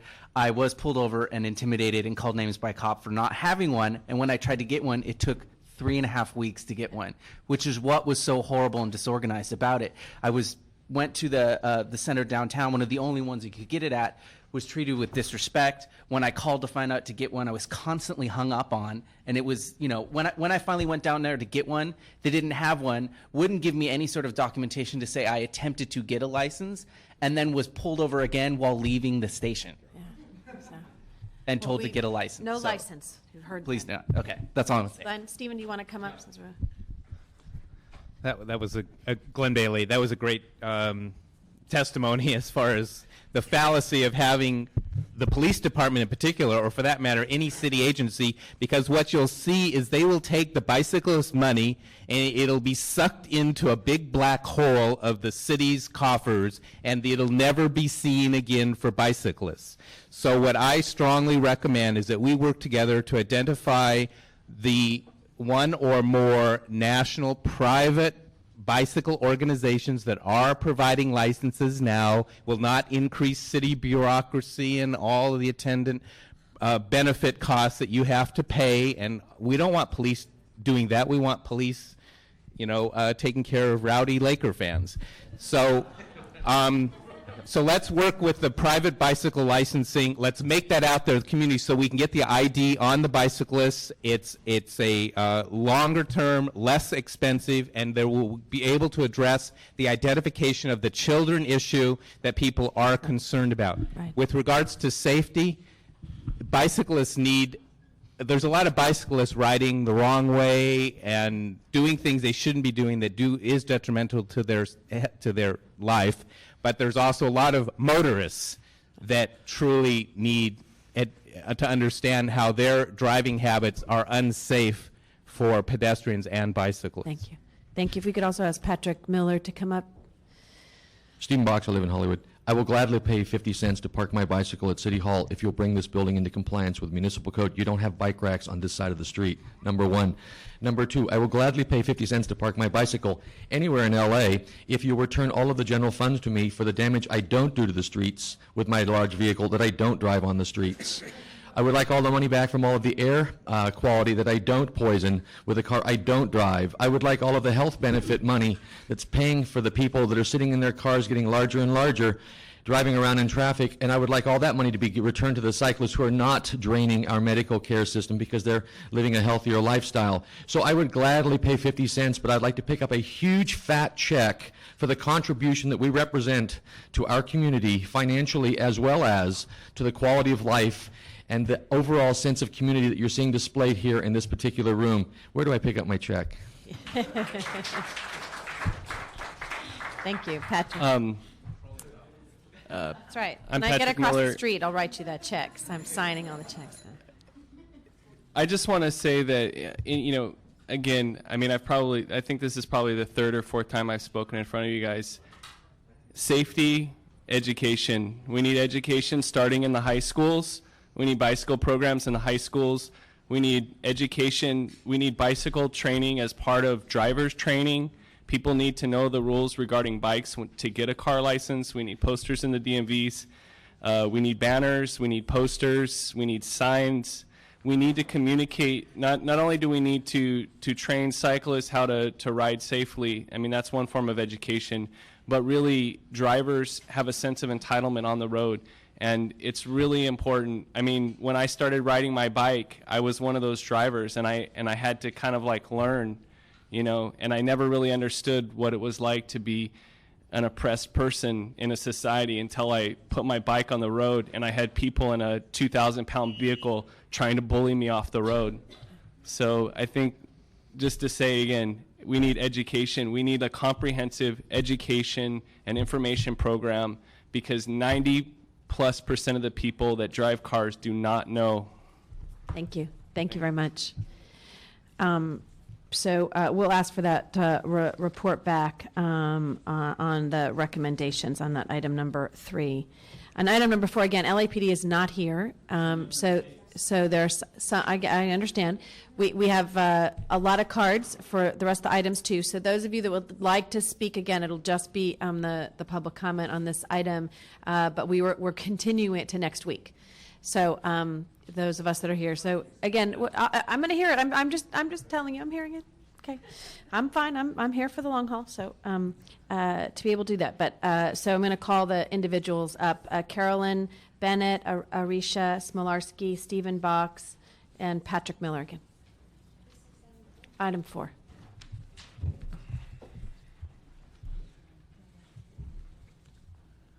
Hi, I'm Carolyn Bennett. I am 59 years old. I live in the Mid-Wilshire district. I only started bicycling 2 years ago. I'm just trying to do the right thing. I'm trying to set an example. I'm trying to get my friends to do this. My children, my 3 grown children, are all serious bicyclists now, but I am scared to death every time I go out. We have been sworn at. We have been flipped off. We've been pushed into the gutter, and we've been hit. Bike routes don't work. I live 1/2 block from 4th Street. As you've heard today, it's terrible. It's scary, too. We need more bike lanes. And I've now biked in Korea, Japan, and New York City and have felt safer biking there than I do in our own city. The cost of the underground is millions of dollars a mile. The cost of light rail is hundreds of thousands of dollars a mile. The cost of painting 2 white lines on a street with an occasional stamp of a bike is not that much. And I just want to say that I believe that if we feel safer, we will. If people will feel safe on the road, they will bike. They will cycle. All right, thank you. Arisha? Okay. So you guys have heard more and more that cyclists are not getting the support they need from LAPD. LAPD should know the bicycle law. LAPD should be educated about the bicycle law. LACBC has made several attempts to initiate and offer LAPD educational workshops, but we have yet to hear back from them. So we have tried to make contact. Oftentimes we're considered criminals because we're on a bike. We are just as much law-abiding, tax-paying citizens as anyone driving a car, and we should be respected for that and not ticketed and antagonized. Thank you. Patrick or Stephen, and well, is Daniel here? Yes. Daniel, didn't have a last name. Daniel, come on up, roadblock. And I won't reveal your identity today. I just want to ask you guys again to really look into the laws regarding hit and runs, because right now there's just an incredible disparity, and there really is no motivation for people to want to stop after hitting a cyclist, because the odds are that they're really going to get away with the crime. We saw Jen Diamond seriously injured in a hit and run, and the police did somewhat make an effort to find the person. The city council did propose to have a $50,000 reward for information leading to the arrest of the person, but that somehow never went through. The case got forgot about, and it's done. And that was only pursued because she was seriously injured. Jesus Castillo was killed on Glendale Boulevard by a hit-and-run driver. They found him that night because he died. We've seen other hit-and-runs where, without incredible legwork by the victim, nothing happens with LAPD, and then still nothing happens with LAPD because it wasn't fatal or it wasn't life-threatening. I have a question when we come back next week in the city attorney to talk to them about, some of the penalties associated with that hit and run and the drunk driving. There was some discussion earlier about the differential between that and to see if we can increase the penalties for that, whether we can do that locally or state law. I was very happy to Check. facilitate discussion because of the seriousness of the particular event. Oh, sorry. I always forget. Lawyers Shelley Smith, Assistant City Attorney. I always assume that lawyers and their loud voices just permeate everywhere. We would want to facilitate a discussion with the district attorney because we are talking about potential felony crimes, and they should be prosecuted as felony crimes. And you probably know our office doesn't have jurisdiction there. But I can speak, having just spoken to the city attorney-elect, that we will have an excellent relationship with the district attorney, and these are exactly the kinds of things where at least we might be able to run the right kind of interference. And I just wanted to say that those circumstances are the best case scenario. I also had a friend that was hit and run recently on Riverside Drive, didn't actually ever get to see the car or anything, and then it's, that's there's nothing that can be done. He didn't even bother to call the police. What's he going to tell him? So that's even more common, and we do encourage them though to call the police because if it even if they can't find the person, it is helpful in knowing where some of those incidents occur. Helpful. And I would say that just to go back on Roadblock's other point about let's getting this thing to the 21st century. Let's have a system so we can log these things that people can just go online and anyone can go and see a map. Great. Thank you. They're free. Google is like the new government. It's Thank already you. created for us. We just need to stamp LA on it. Great. Stephen? Stephen Box, I live in Hollywood. I'm a cyclist. You're our leaders, and we would love to see you supported and respected, but the LAPD is disrespecting you today, just like they're disrespecting us. 50 of us attended City Council on May Day in Van Nuys, and a resolution was issued by the City Council directing the LAPD to respond and report on rules, their training of rules and regulations for cyclists. They showed up in City Council and did not follow the simple instruction. They didn't bring the file for the Hummer incident, so then he went from memory. I've spoken to Deputy Chief Albanese since then, but he made 3 key errors in his testimony. I shouldn't know better than him what's in that file. The second thing is he didn't respond specifically to the directive to address the training for LAPD on bicycling rules and regulations. And again, I shouldn't have to remind him. He's not here today. That file's not here today. They're not here today. And they're not accountable to you. And you're our leaders, and we need you to represent us. And we're being disrespected. Thank you. I will be here next week, so Helen Highwater. But see, you're wearing us out. I understand that. No, me too. Me too. I'm not I am not disagreeing with you, Stephen. It is disrespectful to us, but all I'm saying is I will make sure that they have it next week. So I apologize. Alan, also call up Alan Alessio and Jim Cardenhead.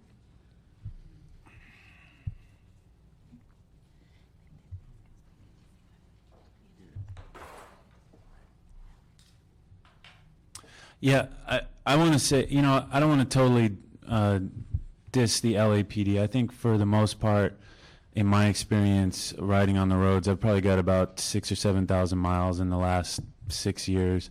LAPD's treated me pretty nicely. The only thing is, there is this loophole with the hit and run law.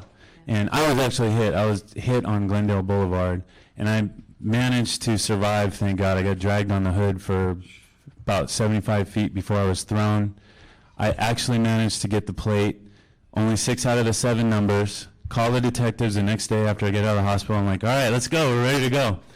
They're underfunded and understaffed, and they got murders and rapes going on or whatever they have on their desk.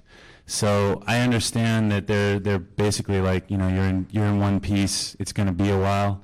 But the thing is that there needs to be like a stiffer, I don't know exactly what's going to get drivers out there to wake up, but the reality is that if you're in a drunk driving accident, it's more of a punishment than it is for a hit and run. And that's just a major loophole that makes it not safe for us to be on the streets. And these hit and runs are very common. And that, just like Patrick was saying, a lot of times they don't get reported because you can't see them. So there's no incentive out there for drivers to be afraid to hit and run. There's more of an incentive for them to actually just run away. Thank you. Good morning. My name is Daniel. That is my real name. I'm from Glassell Park. I rode my bike here this morning. I'm also an attorney, but don't worry, I'm harmless. I do bankruptcies. As a student of the law, I studied criminal procedure, and that's why I care a lot about this issue that involves LAPD. City Council asked LAPD to report on the incidents involving bicyclists. They showed up, they dodged, they gave us some other story based off memory, as Stephen Box has told us. Force them to answer the call of the question, which they haven't been doing. If they decide to answer the call of the question, what are we going to find? They're going to be proving a negative, or we're forcing them to prove a negative. If they don't see what happens out on the streets, if a cyclist calls and reports, I just got hit, but I don't have any identifying information, they're going to refuse to take a report. It has happened before in the past. It will continue to happen in the future. If there's no report, they're going to come here and say, yeah, we don't have any reports of hit and runs. And that is a problem. Force them to respect us. Force them to do their job and to follow criminal procedure. Thank you. Thank you. Alan Alessio from Long Beach. I just want to mention that my experience with the police is that they don't really know the law when it comes to California Vehicle Code and Municipal Code in LA when it comes to the rights of the bicyclist. It would go a long ways if they would learn some of the code. A very common vehicle code that always is represented on our half is Vehicle Code 21202. Every officer should read that code. It gives us the right to be to take the lane if there isn't adequate room for both the car and a bicyclist. They should know that. I mean, there's still officers that tell bicyclists that they should be off to the right, which is not always correct. Thank you. Thank you. Before you leave Long Beach, how are they with their bike paths and their policies and so on and so forth? It's pretty much like LA, but they're still sticking with their licensing program. And I talked to the bicycle cops in Long Beach, and it's the same story. They don't know any of the vehicle code. They don't know the municipal code. They're just they're instructed to give people tickets, but they're giving tickets to everybody. Appreciate that. Thank you. You're welcome. My name's Jim C. I'm from East Hollywood. For starters, in regards to paying and funding for bike projects, we heard that several of these bikes cost thousands of dollars. We are paying sales tax on those bikes. So we are putting money into your system, into your pockets here. And I want to talk a little bit about respect from police. You know, I understand that police officers, like Alan was saying, can't be expected to remember the particulars of every single law. However, I don't want to be treated like a criminal for asserting my rights to share the streets with you. By law, we are required to coexist, and by law, we are allowed to coexist. And I'm not fighting aggressively for this, I'm defending my space. So can't we educate our security, our police force, to protect and to serve, not to persecute severely? Thank you. Thanks. Glenn. Glenn Bailey, as you've heard, this topic is of great interest to the bicycling community. And in my 1 minute, I would suggest that perhaps the Bicycle Advisory Committee might be willing to do a town hall type forum, because I know you don't really have the time for people to go into depth to talk about the particular instances and situations that we hear about on the internet and the blogs, et cetera, you know, unfortunately, almost on a weekly basis or more often sometimes.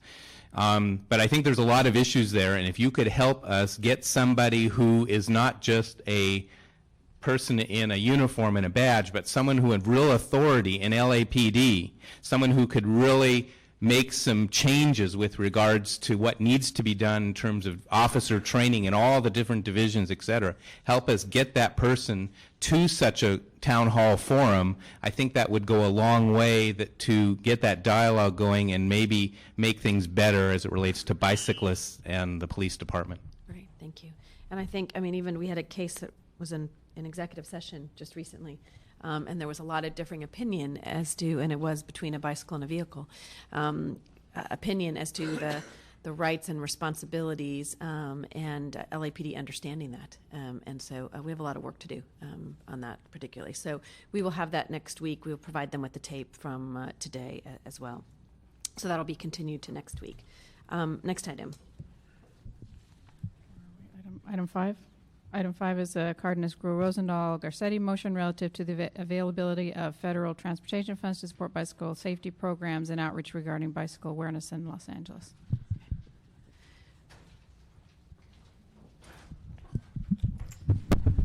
After the presentation, Adonia, Pat Hines, Glenn Bailey, and Alexis Lance. Michelle Mallory, Department of Transportation.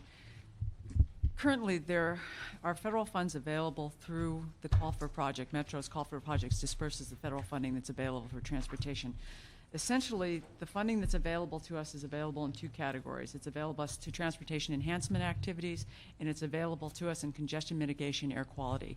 Congestion mitigation air quality is not available for safety funding.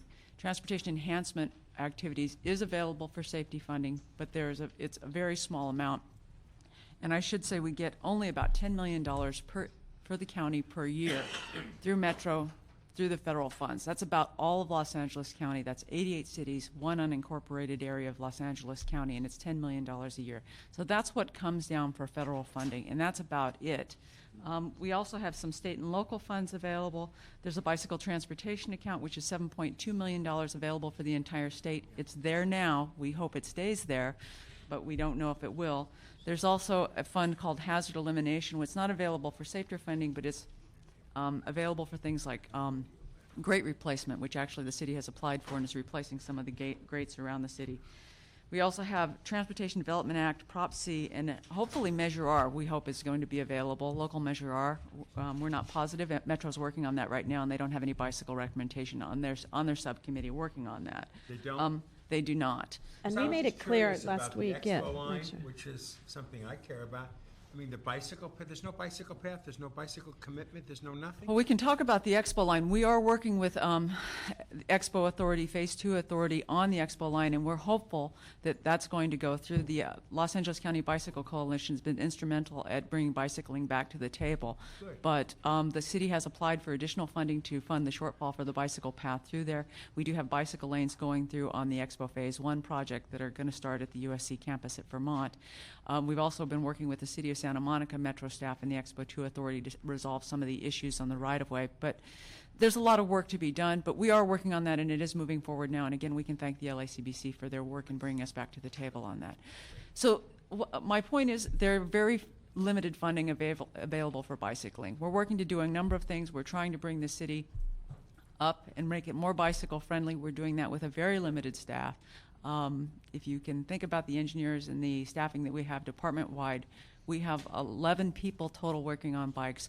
One of those individuals is a draftsperson who does nothing but does essentially drafts a plant. One of those persons is a money manager who manages funds. So that brings you to 9 people citywide that are working on bikes exclusively. So there's not much money and there's not much staff, but we do want to make this city better for bikes. Mike? I'm sorry. So on the federal economic stimulus dollars, and ability to get some of that? Do you want to?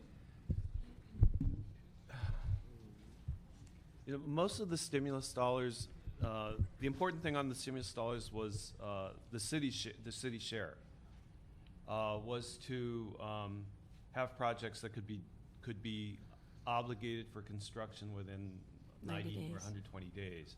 And that really limited the pool of projects that were available. We threw in a couple of bike projects, but they didn't make the cut. The time frame was too tight. But there are other funds. There are other funds that are, I know, because I serve on the Ad Hoc Recovery Committee. There are other funds that have been made available that are not under that 90-day window. Is the Depart grants? Is the department working with the mayor's office and the CAO to ensure that we are accessing every single potential dollar that we can We actually for? submitted 2 applications within those categories as well also. We don't know what made the final cut yet, but we have every avenue and every opportunity there's been, we have submitted bicycle projects. Okay. Los Angeles River, San Fernando Road. And did that come to the committee? Is that to the ad hoc? I know that there were a number of deadlines that we have had. We have every Friday for the public. We have an every Friday morning meeting that we try to hear any grant applications. The federal government is giving us, in some instances, a 10-day notice in which we have to apply. At a staff level, when we get the forms, at my level, we fill out the forms and submit them. What happens beyond that, I can't tell you. Okay. Can we ask that maybe the CLA to look into that to see where we are in those 2 projects? Okay. All right. If we could, we have public comment cards. Adonia Lugo, Pat Michelle, Hines, let me ask you this. Glenn Bailey. As they're coming up, you have 9 staff people, and that's their, and it's spread out through the whole city. Correct. We're a big flat pancake. How many hundreds or thousands of miles of street are we talking? 7,200 street miles. 7,200 street Right. miles. Okay. Right. It's huge. Adonia, Pat, Glenn, and Alexis. Hello, my name is Adonia Lugo, and I'm a graduate student studying anthropology. I live in Koreatown. And I've been part of efforts this year to develop some safety programming for low-income cyclists through the LA County Bicycle Coalition. And I just wanted to urge you guys to consider finding some creative ways to apply different funding sources to bicycle development, because the educational component is so important. Infrastructure is hugely important, but so is education. We have many, many, many cyclists riding around LA who don't have access to safety information, don't have access to resources like bicycle lights. And if we can find innovative ways to funnel funding for low-income family programming toward bicycling, that would be very helpful, and we can address the needs of a much more diverse range of people cycling in Los Angeles. And I think Los Angeles right now has a really important opportunity to come to the fore in the United States and really push on this issue, because we need to see it happening here. And I know the city of Long Beach has taken some pretty interesting measures in that direction, and I would love to see our city get up to speed and more competitive along these lines. Thanks. Pat? And Jim, if you want to come up. I Jim want to say Cainhead. something really quick. I'm a cyclist. My kids cycle. We do every. I'm sorry? Oh, Pat Hines. I'm the executive director of Safe Moves. I'm a cyclist. My kids cycle. And I have to say, I have a sense of entitlement when I'm cycling on the road. And I think as cyclists as a whole, we need to be more respectful. A joint partnership with cars. I notice myself sometimes I have an attitude, and it creates a real bad situation between myself and a car. So, well, I think I used to be a really obnoxious cyclist. I would hold on to your car and let you pull me through the intersection. And Pat, I know Pat, so you're head of our Safe Moves now. I was. Okay.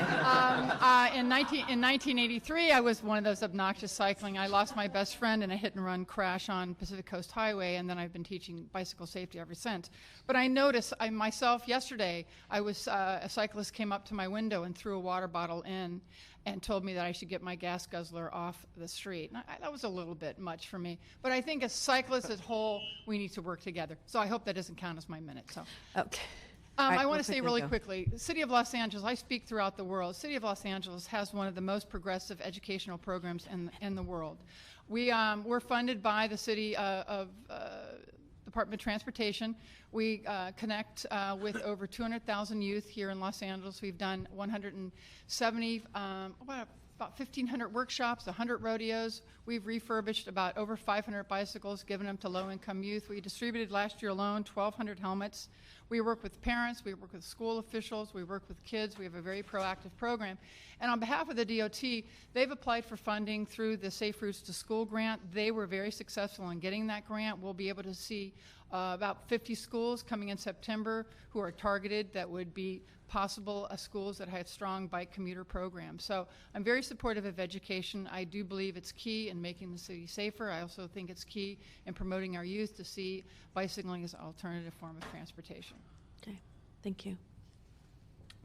Nice. One Glenn- of you's next, go ahead. Glenn Bailey, and I am this time officially speaking for the Bicycle Advisory Committee. At our meeting of June 2nd, we considered this motion by Councilmember Cardenas, seconded by Councilmember Gruhl, Rosendahl et al., and we unanimously recommend its approval. So I would ask that you give recommendation to council to approve it. Thank you. Thank you. And Stephen Box, you want to come on up? Go ahead. Hi, my name is Alexis Lance. I'm with the Silver Lake Neighborhood Council, Transportation and Public Works Committee, although I'm representing myself today. And I know many of us in the room probably are riding our bikes as a lifestyle choice, but there are many people in the city of Los Angeles who ride out of necessity. And even when there are lanes striped or signage, it's not always enough either for the cyclist or the driver. And so I think there really needs to be a way that we can try and push education and signage. I mean, at the DMV schools with the Safe Moves program, at community centers, at workforce centers particularly. And I think, how about some of those confrontational or billboards that we have around town, using some of those as well as our buses. And hand in hand with creating better infrastructure, education is integrally important to creating safe streets and educating all of our users. And that education needs to be in more than just English, especially in Los Angeles. Thank you. Go back to. My name's Jim C. I've spoken a couple times today. I'm from East Hollywood. I would like to reiterate what I heard from the Safe Moves, from the folks at Safe Moves. Safe Routes to School is a really good way to apply for funding, to get started with the next generation, and to increase education throughout Los Angeles. I don't have much else to say other than that, but it's definitely a program that would help out not only this generation, but also the generations to follow. Thank you. Stephen Box, still live in Hollywood. 2.5 years ago, 15 cyclists rode to the Transportation Committee to address the call for projects. At that particular time, it was the beginning of 2007, and we had a long discussion of not being involved in the process. And at that time, there were 3 assurances. I think one was the Transportation Strategic Plan, one was that we would be involved in the Bicycle Master Plan process, and the third one that was that we will be involved in the funding process. I've taken a bike tour of the Expo line for cyclists so that we can really look at the line. I've taken a tour with a Phase 1 project manager and a Phase 2 project manager, but this isn't happening through the DOT, and they're ultimately going to be responsible for that path. In other words, there's greater outreach from departments that don't have any authority over that particular Expo line, for example, and that's just an example of, I think that we could be an asset for funding, and we could be involved in the process of vetting these projects, and I don't think we are to a level that has any significance. And I think that that's key, and it's essential. And you've got a lot of people. You keep asking how many people are working in bikeways. There's a room full of people that want to work on bikeways, and we want to contribute, and we want to make it meaningful, and we want it to be productive, and we want it to be successful. And I'd like to see that put to work. Thank you very much. Thank you. And I do believe, and just looking at the department, as we have tried and want to continue to improve, getting projects ready to go in the call for projects that are federal funds that we want to, because a lot of times, Stephen and others, we get this, we have to have it next week. And I've been a big proponent throughout my time as chair of the Transportation Committee, which is let's plan ahead and begin the discussions even before the call comes out so that we're ready for it. And I think that's part of also in the bicycle, in the master plan and others, is looking at those projects that we can make sure are ready to go and we can apply for those funds. So what I'd like to do is we will approve this motion, but ask the CLA to report back specifically on those items that the DOT has provided through the federal funds. And maybe we can even, I'm not sure, and Claire, if you know, if we have a recovery committee on Friday, we do? Okay, Daniel, that's right, Daniel. If we have a recovery committee on Friday, if we could ask the CAO and CLA to provide that as part of their presentation. Okay, great. Okay, next item. Item number 6 is a Garcetti motion relative to revising the LAMC to require bicyclists operating on sidewalks to ride at a speed that is reasonable and proper.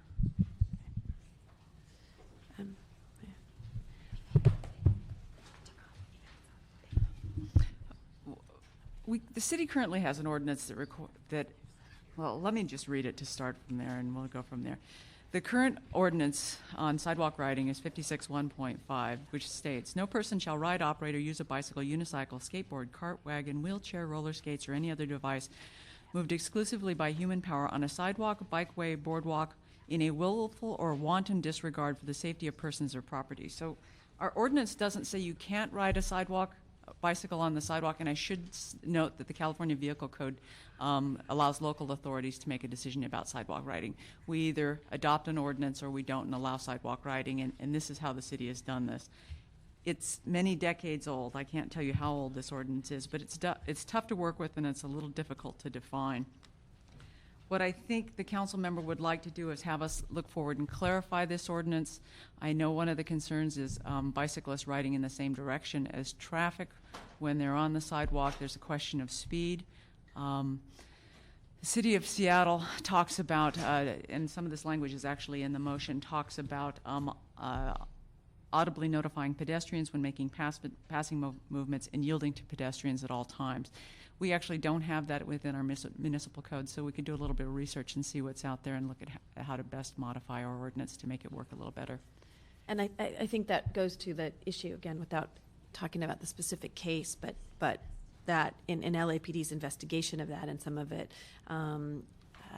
again, there was confusion as to what was allowed or not allowed. And I think even in the bicyclist community, not those that are probably here today, but others who are not daily bicyclists, but weekend bicyclists that, and parents with their kids and not understanding the options and what's allowable and not. So what would and we have a couple cards on this too, but what would be your recommendation on coming back? Time-wise, can we wait until we get a draft plan out?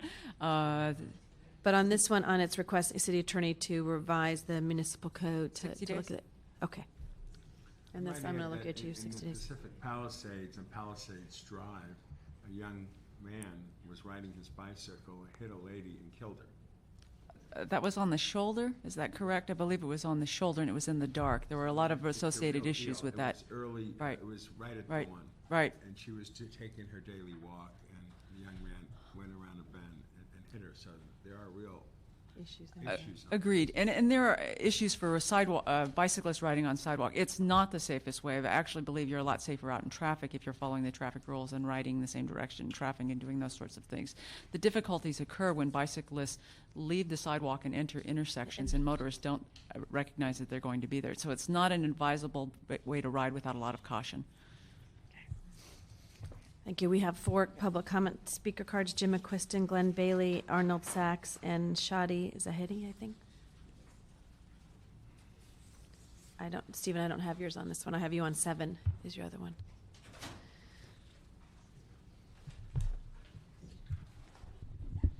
Jim? Jim McQuiston. Since it's after 10 o'clock, I'll keep it short. We don't have council today because of the Laker parade. Oh, that's right. That's right. I forgot about that. Isn't that so we're here. Even so, I'll keep it short. How's that? I've given this a little bit of thought, and there is a way to make the ordinance very, very clear, and I will submit to you my suggested ordinance. I haven't written it yet, but it will be there before next week's meeting. Great. Thank you. Go ahead, Mr. Saad. Glenn Bailey. This motion was also considered by the Bicycle Advisory Committee at its June 2nd meeting. There was some concern from many of the members that the existing language in the city, in the municipal code, vehicle code, with regard that Michelle indicated in terms of wanton disregard, et cetera, basically addresses this. issue. There's also concern of putting a responsibility of bicyclists to give audible notification pedestrians. Basically, you have the authority where there are certain segments of sidewalks where there's so much pedestrian traffic. If you make a finding that there is so much traffic, you can prohibit bicycle riding on that particular block or stretch of sidewalks. Also, I'd like to point out, in addition to the intersection issues of danger of riding on sidewalks, there is also great danger of the driveways that bisect the sidewalks. Many motorists are turned and look for the oncoming traffic. They're not looking the other direction, and they will also not stop at the sidewalk. They'll pull all the way out to the street. So there's a great number of dangers of riding on the sidewalk. And so I think part of the education process we have to do is let folks know, and I think that was evidenced by the death of the person in Lake Balboa earlier this month, who apparently was leaving the sidewalk and was hit by that DWP contractor truck and killed. Thank you. Hi, I'm Shadi Zainadine. I have this little pamphlet from Long Beach, and they have their municipal code right here. And I'll give this to you guys if you want it. Great.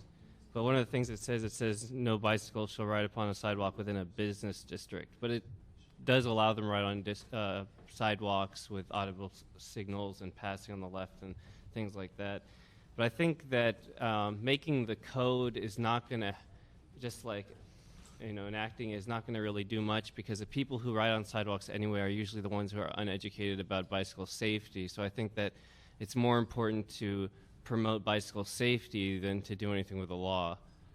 That's going to actually make help the most. Thank you.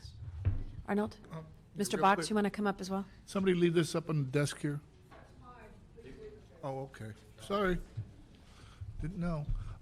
All I would say about riding on the sidewalks, 2 words: blind corners, because you open up a can of worms there regarding liability for the city. I mean, you could be riding a bicycle in a legally,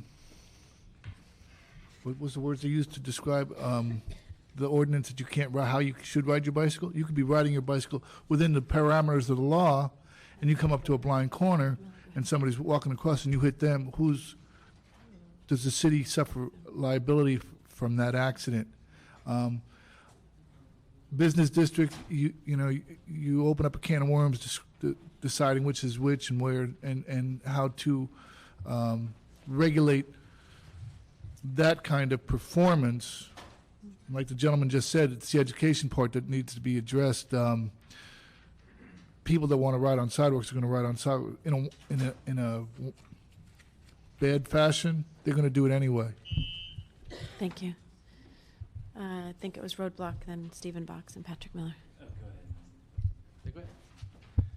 Actually, I was going to make a quick comment to just say let's make it illegal to ride on the sidewalks, but then there's kids and things like that do need to ride on the sidewalks in residential areas. It gets confusing, but riding on the sidewalks is generally very dangerous, and it would be good to get bike riders out. Why is it very dangerous? Because of the crosswalks, because of the right-hand turns, the blind driveways, and that's in residential areas where that's actually most dangerous. And also, I've been a pedestrian, and I've almost been hit by bicycle riders on the sidewalks coming at me at speed. So my general feeling is that it should be illegal to ride on the sidewalks.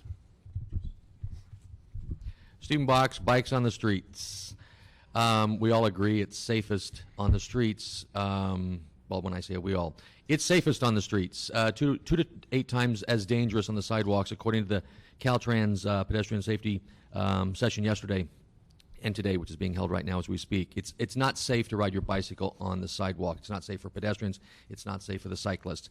But this particular issue screams for the opportunity for us not to make it illegal for cyclists, but to educate the police and the cyclists about this particular fact. The woman that was killed 2 weeks ago on Louise in the Valley, the preliminary investigation was that she violated 21-200 by riding her bicycle in the crosswalk the wrong direction. Not true, didn't happen, isn't illegal. But these are the specialists that do the investigation, and they still don't have the vehicle code straight. So what we have here is an opportunity to address our understanding and comprehension of the law as it pertains. Then let's educate cyclists and let's support them with the law enforcement and engineering that would make it safe for them to ride where it's the best place to ride, which would be on the streets. And so we have lots of opportunity, and this is not the solution. Thank you. Patrick?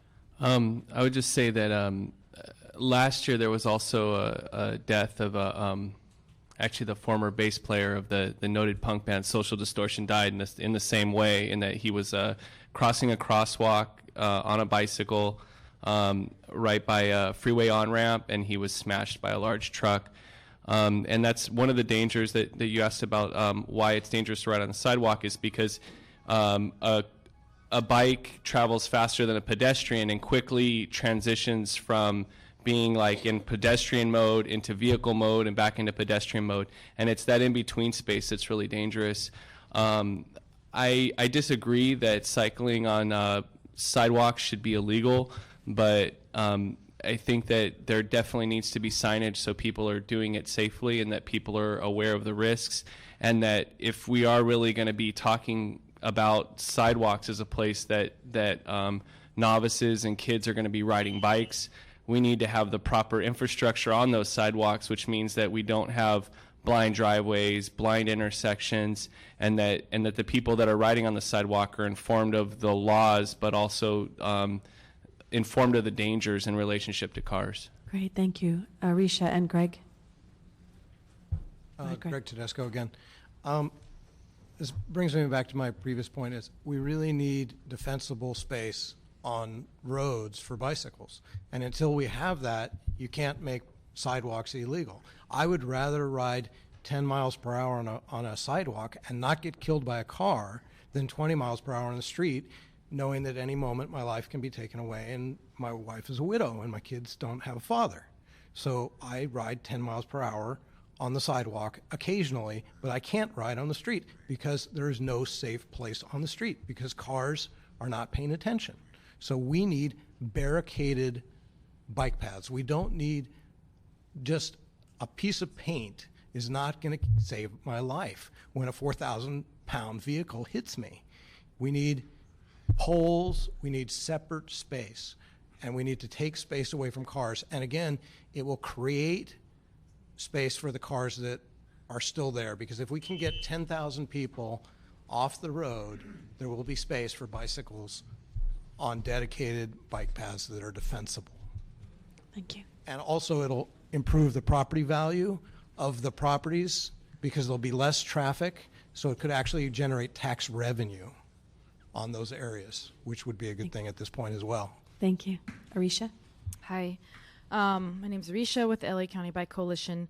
I want to reiterate what Stephen Bach said about that this is a really great opportunity to create an educational program, which we find is very, very lacking in the city, and as I think is also one of Bikeways is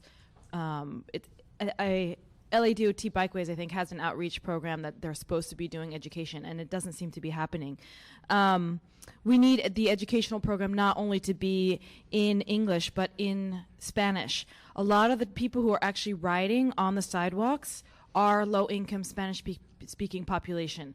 And if you make this illegal, you'll be hurting them. Not making it safer for them, but making it more difficult for them to get to work. So we need to create an educational program through signage everywhere, the DMV, where community centers, to let them know the hazards of riding on the sidewalk.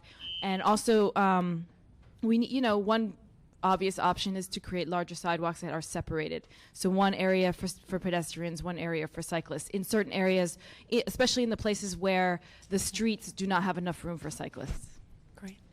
Thank you. And a lot of great ideas. And I think this is for the gentleman who gave this to me. Thank you. I don't know if we have anything, Michelle, like this in the city, which actually, we did ours first. Oh, okay. Long Beach actually, took the idea from us. Okay. Yeah. And I should note that all our materials are in English and Spanish, except for the web, which we haven't done yet. And the bicycle plan materials actually has a Spanish page as well.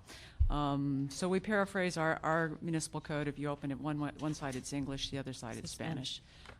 We are actually, one of our projects will update the website, and we actually hope to put a whole bunch of safety stuff on there. Because there's so little funding, we think the web is the quickest way that we can get a lot of information out. We have permission to use a safety video called Street Smarts, which actually is a Long Beach produced material, and we're looking at a number of things to be able to move forward and update with the web. You know, we agree safety and outreach is there are a lot of opportunities to do that. Unfortunately, there's not a lot of funding. Most of the bicycle funding is tied to capital projects. Okay, and it's all cyclical, yeah. About the web, I mean, a lot of the people that need this information don't have access to the information. Right. And it needs to be in paper form everywhere. No, and I think that's what this, have you seen this document that they have that's in? We provide those to the LACVC as well. They hand them out at their events. You have those in Spanish and English. So I think, you know, and it is all cyclical, as talking about here, is if it's unsafe on the streets, which is what we're trying to be able to do, then people are forced to go on the sidewalk because they believe that is safer. And so it's all part of the larger picture of a real master plan that focuses on the educational efforts. And I know that Safe Moods, I don't know if Pat's still here. Pat's still here? Yeah, because I know that you do this at schools, which is really trying to, and particularly in some of the Spanish-speaking neighborhoods, going back to their families and sharing that information to them as well is important. So I think what we're going to ask for you is to come back, a report back with some recommendations on that as well. Okay. Yes. Item number 7. Item number 7 is the Labange Garcetti motion relative to departments to report on recommendations for addressing abandoned bicycles that create a nuisance on city-owned bicycle racks. Currently, the city has about 3,000 bicycle racks on city streets, city installed in the city right-of-way. We have, on occasion, and I was pointed out that I should talk about how many of this is. At this point, it's probably dozens of bicycles that are occasionally vandalized or parts are stolen off of them, and they're not able to ride away, and they're abandoned and left there. We work with the Department of Bureau of Street Services, Department of Public Works, the street use inspectors to try and remove these bicycles, but they don't currently have the authority to do so. So what we need to do is look at the Muni Code and figure out how we can give them the proper authority to remove the bicycles. We get a lot of complaints from business owners about them left there, and we lose bicycle parking capacity when they're just sitting there. Okay. Mr. Box?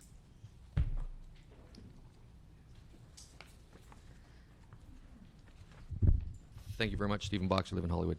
If you're going to touch this particular municipal code, I'd suggest you take a look at bike parking in general. It's illegal to park your bike on a parking meter in the city of LA.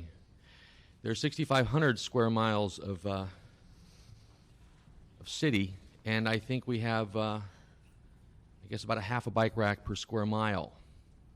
Those are legal opportunities to park a bike. So while we're looking at all of these bike carcasses, it addresses two things. One, why are there bike carcasses? Even across the street at City Hall last week, the bikes all got scavenged. And that's at City Hall on the other side of the street. And that's because they're positioned so poorly that the people who sit in the guards can't see the bike racks. So the people that work for City Hall had their bike racks stripped last week. So you see, we have a security issue and a lack of bike parking, and we're addressing the wrong element here. But as long as you're bringing it up, let's do it. Let's address bike parking. Let's make it legal to park your bike on parking meters and other opportunities. And let's saturate the streets of Los Angeles with great bike racks. Thank you very much. I know in my district, we are for those parking meters that were removed on Ventura Boulevard, and space meters we've put on. In some of those areas, we're keeping the metal, whatever you want to call it, the poles, to have bicycle access there. So it's one of the things as we go forward, Rita, in parking meters, which is a whole nother issue in the city of LA. Oh, good. Okay. Fabulous. But that was, we looked at that as the importance of to take advantage of an opportunity that you're removing meters, but to be able to use it for bicycles. So I'm very proud of that in our district that we're able to do that and to look in other places. Sir? So just the metal poles? No.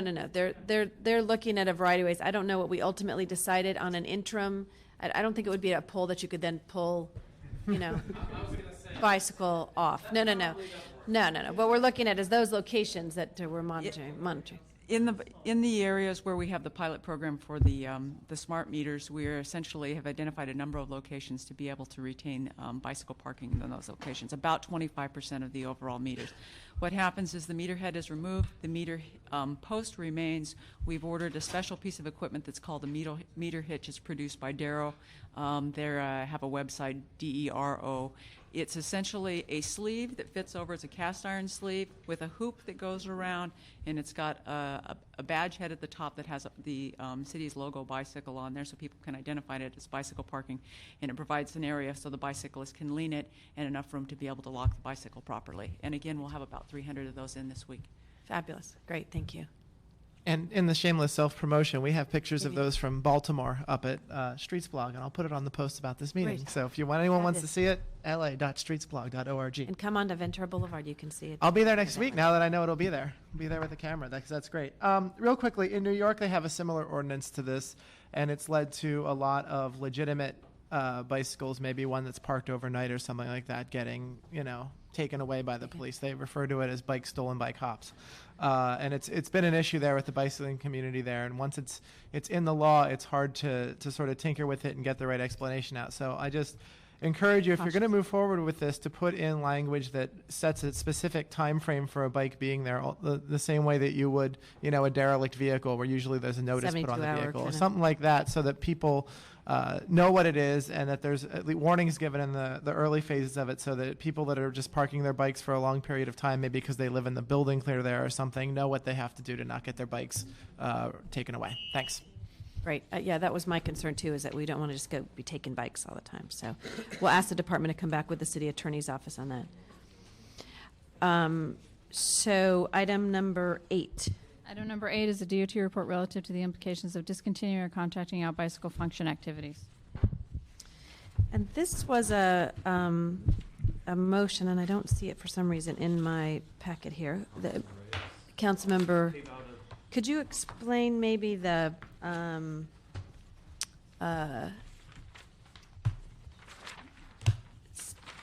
reasoning? Maybe even Mr. Reyes' office here. I had a lot of questions from people concerned about this, and we do have a lot of public comment cards too.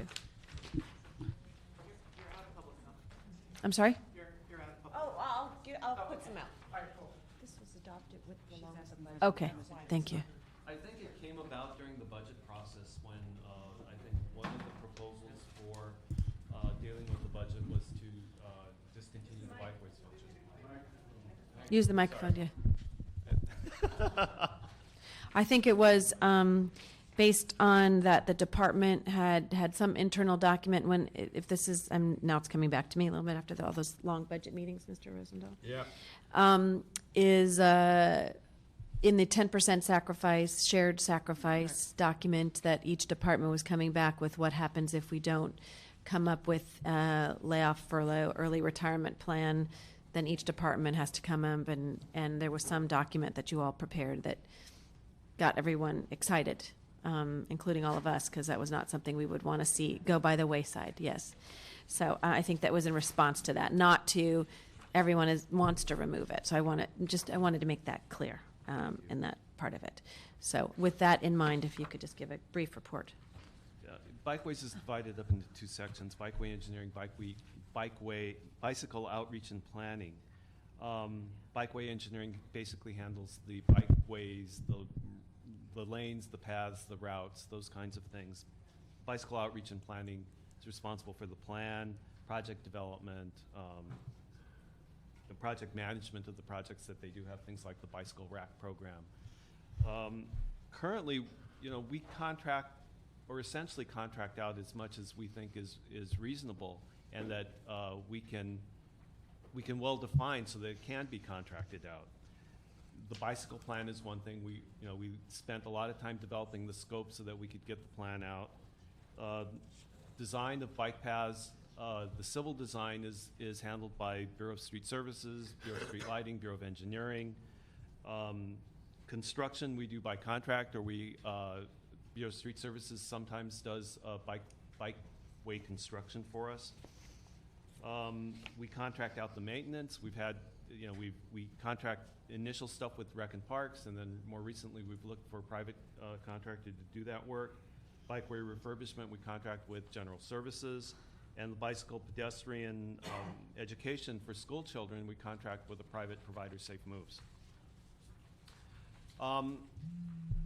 But, you know, all that requires administrative oversight. The bikeway and bike facilities are not very well defined in this country, and there are always issues that come up that there aren't a lot of real good answers for, that there isn't a lot of well-developed research for, and we have to kind of sift through that and give direction to our contractors.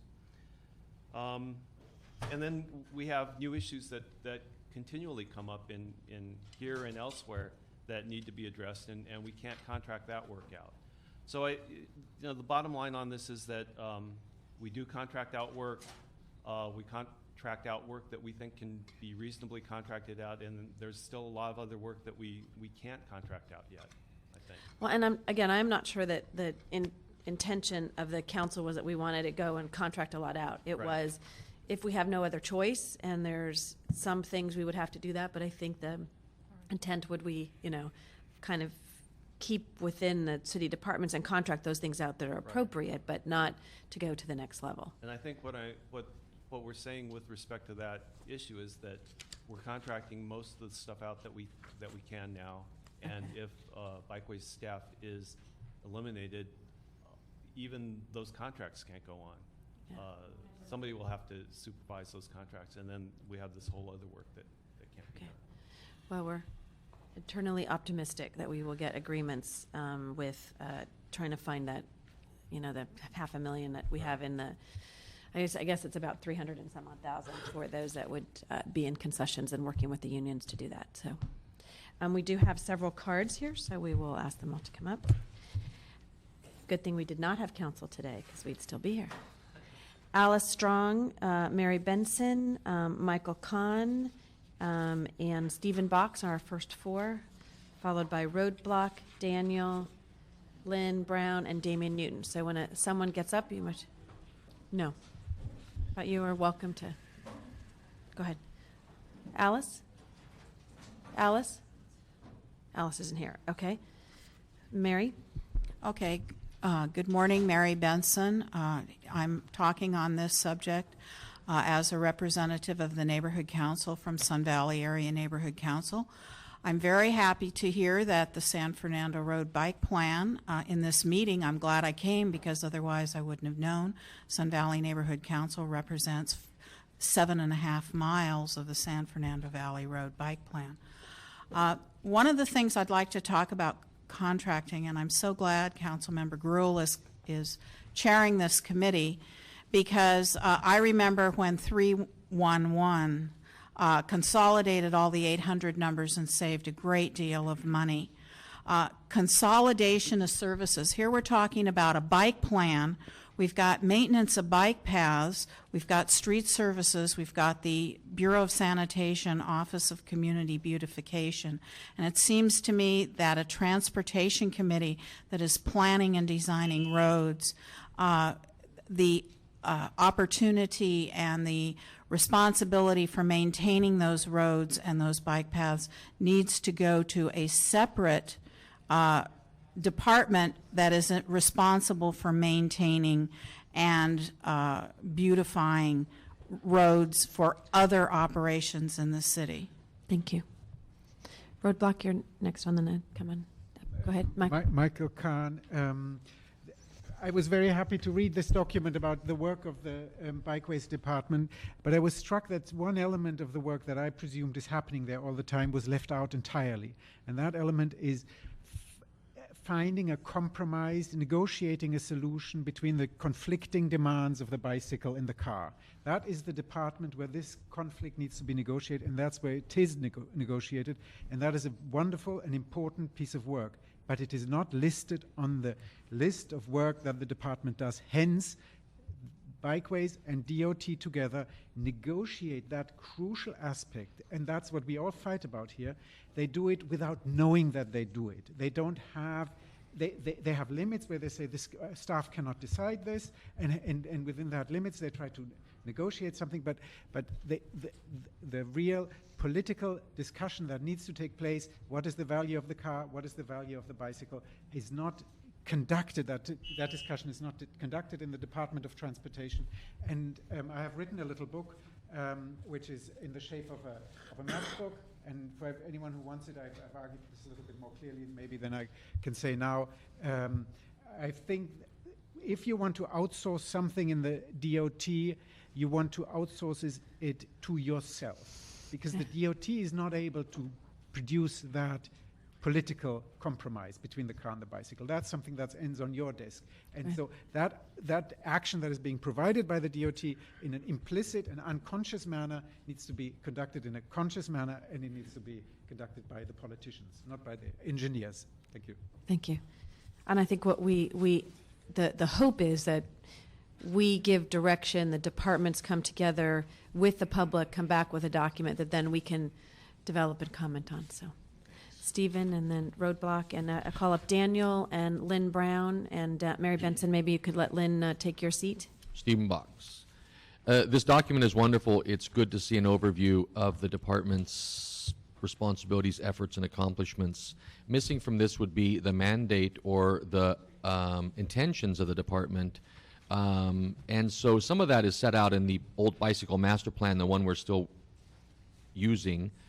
And so we don't have any way of comparing this to the original intentions or instructions or priorities. So we don't know. It's very abstract and it exists in a vacuum. I do think in the spirit of a performance-based evaluation of a department, which would be a great model for how we run the city, that it would be great to have the original directives, the priorities, the allocation of assets, and then, of course, performance, and in this particular case, a review of what exactly has transpired. So these things look wonderful in a vacuum, but missing from this is some of the critical stuff that was laid down in the bicycle master plan that currently exists, and so it's hard to use this as a true tool for evaluation, although I think it's a small step in the right direction. Thank you very much. Roadblock? Okay, if we're going to get the LADOT involved in bicycle infrastructure and really effective at it, let's engage the public. And if we're talking about contracting out to people, I'm ready to submit my resume. Let's get this online forum going with the LADOT. Let's modernize the website. It's so cheap to do. It's all about public comment and being able to discuss things with the LADOT. As it is right now, there's a box there where you submit your comment. You don't know where it's going. So if we're going to start, if we're talking about contracting out things, let's get a website that actually is functional for the cycling community online, because there's a lot of people online, and we could really start discussing things online in a cheap way with the LADOT. Let's get the public involved with the LADOT online. Like, why don't you volunteer? Well, I'd love to, but work's kind of, the entertainment industry is kind of crashing here. The music websites aren't that popular anymore. So I don't know. I could submit my resume though. A few hours of volunteering, you might help us on this. It'd be great. Sure. Yeah. So I think it would be great. Michelle would love that. Yeah. We have his resume, actually. Yeah. There you go. Okay. So I can't remember Daniel or Lynn, and then call up Damien and Arisha. Okay, I'll go. Thank you again for this opportunity to speak again. I want to give a quick summation and some history. In 1996 through 1999, I served at for the Department of Rec and Parks on a thing called the Mountain Bike Task Force, which was the original time in which the mountain bikes were going to come onto the trails at that time. At that time, it was overwhelmingly turned down by a unanimous vote by City Council saying no bikes on dirt trails. I just want to clarify a couple things that were skated over. The Alta group that was hired from out of state, there were two members of the Alta group that were actually here in Los Angeles. One of them was a 2-year member of the International Mountain Biking Association before he became hired by Alta.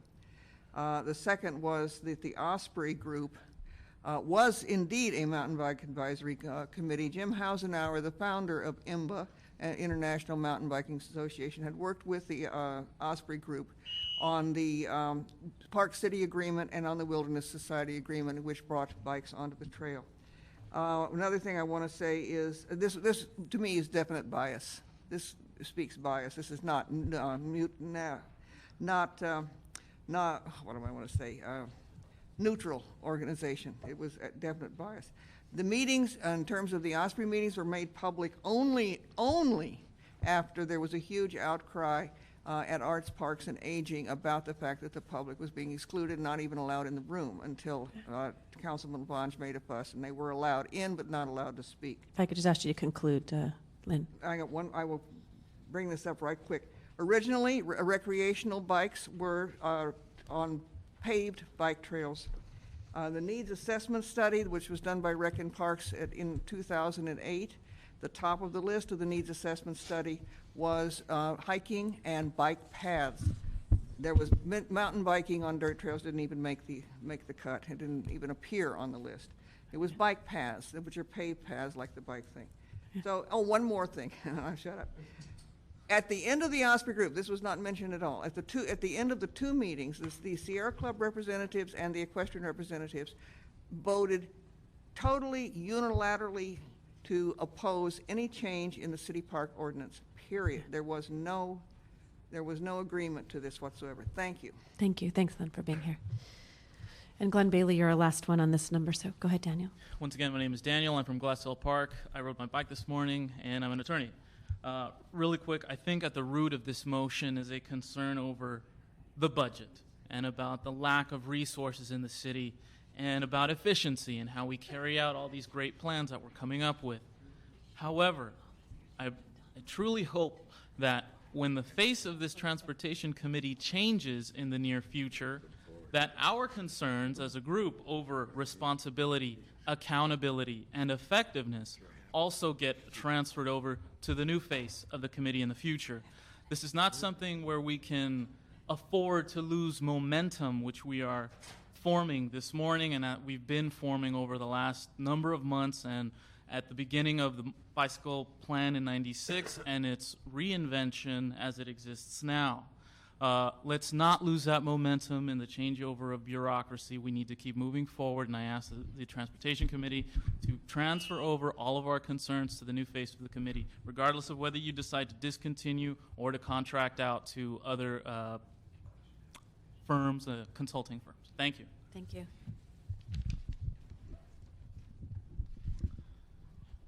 Hi, Damian Newton again. This motion came about because a large group of cyclists, I don't know how large, I wasn't one of them that day, went down to City Hall after concerns were raised over the weekend based on an LADOT memo that the Department of the Bikeways Division in LADOT was going to lose all of its funding. I think that this speaks to a couple different things about our community. One, that we're optimists, because even though you've heard a lot of complaints about different aspects of public outreach and that, they went down to defend bikeways because we believe that there is a function and that we can all work together in a better way. And I think that optimism is important because I think when you just hear the comments today, which mostly were negative, it's easy to just to think that there's an unbreakable divide or that there's too much personality involved for all of this to work. But when we saw bikeways threatened, a lot of us came down. I wrote personal comments and emailed them in, but a lot of people spoke up to defend bikeways because we want to work together and we want to see coordination between all the city services and work with us. And without a better plan in place, bikeways is the game in town for that, and we rose up to defend them. And we appreciate that. Yes, and I totally agree with what Damien said, and we did make big efforts to keep bikeways, and we, in return, in a sense, expect a little bit more from DOT staff. We understand that bikeways can only do so much and does take direction from people like you, council, as well as Rita Robinson and the mayor. And we need to see that DOT prioritizes bikes. It's not just bikeways. New York has made big changes in this, and huge things are happening, and everyone, the streets are much safer for cyclists, and the times are changing, and it looks like we're falling behind. So we need more direction from Rita Robinson and from you and from the mayor. In all due respect, we feel that, within the discussion plan, it was outlined sort of their job description, and it said that the bicycle planning, DOT Bikeways does bicycle planning and outreach. And oftentimes the outreach is very limited, and we don't get access to information when we ask for it. And also, as far as planning is concerned, there's little prioritization to implement bike infrastructure. There's nothing visible. There's a lot of paper pushing, there's a lot of talk, but we have yet to see anything visible on the streets. The 1996 Bike Master Plan, 75% of it's not done. The Sharrows, that's been continuously delayed. It's an easy, cost-effective project that has already been promised to be on the streets by this spring. It's now June. We need to start it now. And this is something that, Rita, I know you're sitting here, we could make this happen by the end of 2009 if we just start it now, not in September. And bike parking, it's easy. We just need, and I understand there's funding, but we need to see visible infrastructure on our streets. Yeah. Thank you. Glenn, I think you're my last. Yes, you did. I just called your name. I don't know if you heard me. Yeah. Glenn Bailey, ditto for the previous two speakers. The March 4th memo from Rita Robinson that brought this issue to a head, I just wanted to read the two sentences for the record since that hasn't been read into the record yet. It says, discontinue bikeways function, including bicycle path maintenance, bicycle programs, and school bicycle and transit education. Second sentence, discontinue work on safe routes to school. Out of a couple of thousand employees of DOT, it's a minimal commitment to have a half dozen people in a section dedicated to bicycles. We really deserve more than that when you look at the total overall budget and personnel of DOT. Also, most of the money comes from grants. It's not monies from the general fund. So it's really, penny wise and pound foolish to suggest something like this, and I really was disappointed when I heard about it. And I did address the council on this issue previously. Thank you, and us as well. We talked to the departments. I remember when we kind of had a disagreement as well. They came forward when the first budget cuts with cutting our, oh goodness, now I'm forgetting what you call them, the ones that stand at the corners when the kids walk across the street. Crossing guards, thank you, sorry.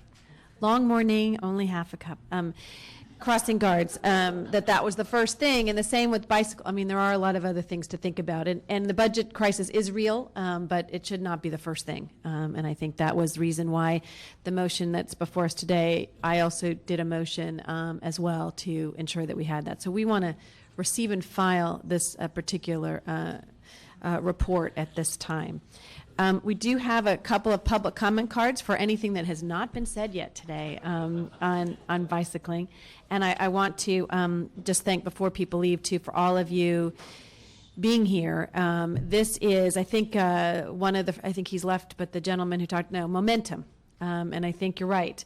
Momentum is what we want to keep continuing, and why we want to ensure the report backs and the plan. And I think the message that I get, because we serve on a number of committees, what happens when the public has not been part of the process as much as we would like, these committees become that part of it. And as much as we like that, the participation, the hope is that a lot of that we'd rather have you coming here saying, we were part of the process, we were able to come forward, we approve what's coming forward, or we disagree on these items. That's the message I think we want to have come back as a committee, and as a controller. I'm sure you all will have good ideas about where we should audit on certain things when I go across the street to do that. And I do say this to the department, that if they don't respond to some of the issues I care about, that they'll just see an audit coming forward. So just fair warning on that. So we have Pat Himes and Roadblock, our last two public speakers this morning, if there's anything that just for the general public comment. I just want to, is it okay to talk? Basically, when we were talking about the LAPD and the attitude towards cyclists and kind of the education between cyclists and the LAPD and these group rides that happen that kind of raise the ire of the LAPD and kind of cause them to allegedly be biased against cyclists, I just want to point out, if we can make cycling a normal part of our city, these huge, massive group rides will melt away, because it's not something, they're happening because people feel the safety in numbers, they feel the excitement of being able to ride on the streets safely, And if we can just normalize bike riding, that's something also that you guys might want to consider to be a goal, is if those kind of things are bothering the LAPD and bothering the city council, let's make cycling a normal part of the city. It'll go away. A big part. That is a great point to end with. So, no, we don't want you to go away. No. Okay, good. And I hope, so the department also will let me know when these meetings are happening, even though, again, I'll be across the street. I want to be able to participate in that, because I feel a certain commitment to that as well. Thank you all for coming this morning, and Mr. Rosendahl, the real trooper, because a lot of people are out at the Laker Parade and all of that, and we just thought it was important to keep this meeting this morning to hear from all of you. You moved your schedules. Don't go towards Staples and the Coliseum if you are going, and that the traffic is horrific, although you are on bicycles, so you have, I know, that's what I mean, see, you have, with bicycles, yeah, cut right through traffic. Thank you to the staff, too, and the department. We do have a lot of work. This bicycle plan is very, very important, and all of the components that were discussed today need to be a big part of that. And I think that bicycle plan will help give us that I was going to say roadmap, but let's call it bicycle map for that. So, Mr. Rosendahl. Thank you all for coming. It was great. I learned a lot, and it's very helpful. And I hope in the months and years ahead that we can create the right way in which you're part of the process every step of the way, so that you take ownership on what comes out of this. That's what it's all about. And you're right about the culture. I must tell you that when we had the Mandeville Canyon incident, that's when I put the Bicyclist Bill of Rights forward. And we obviously need to change the car culture and realize we're all in this together. I've been to Europe, I've been all over the world, and we are not where we should be, especially when you go to Europe. And like the lady said about Amsterdam, oh my God, you know, it's so beautiful in Europe. And that's because their transportation system, I'll be honest with you, they spend $4 on every a gallon of gas towards transportation infrastructure. And they really have a transportation infrastructure. People can take mass transit, they get into the heart of the city. Problem with us, especially this pancake in Southern California, it was created by subdividing out this big piece of land throughout the region, and the considerations for mass transit weren't even there. Better yet, even appreciating bicycles. So we are a generation behind the rest of the world, and we need to obviously catch up and find ways in which we can integrate the bike as natural as anything else in transportation issues. So thank you all for this, and we'll continue this dialogue. And this was probably the most public speaking cards we've had. Considerations for bicycles, for mass transit was there, but it was systematically destroyed. Well, whatever, but the bottom line is we're living here today. Thank you guys for having us. Thank you. Thank you. And adjourn the meeting. And wait, before I do that, Mr. Rosendahl voted on the first one with us on the Mr. Iwasaki. The new commissioner.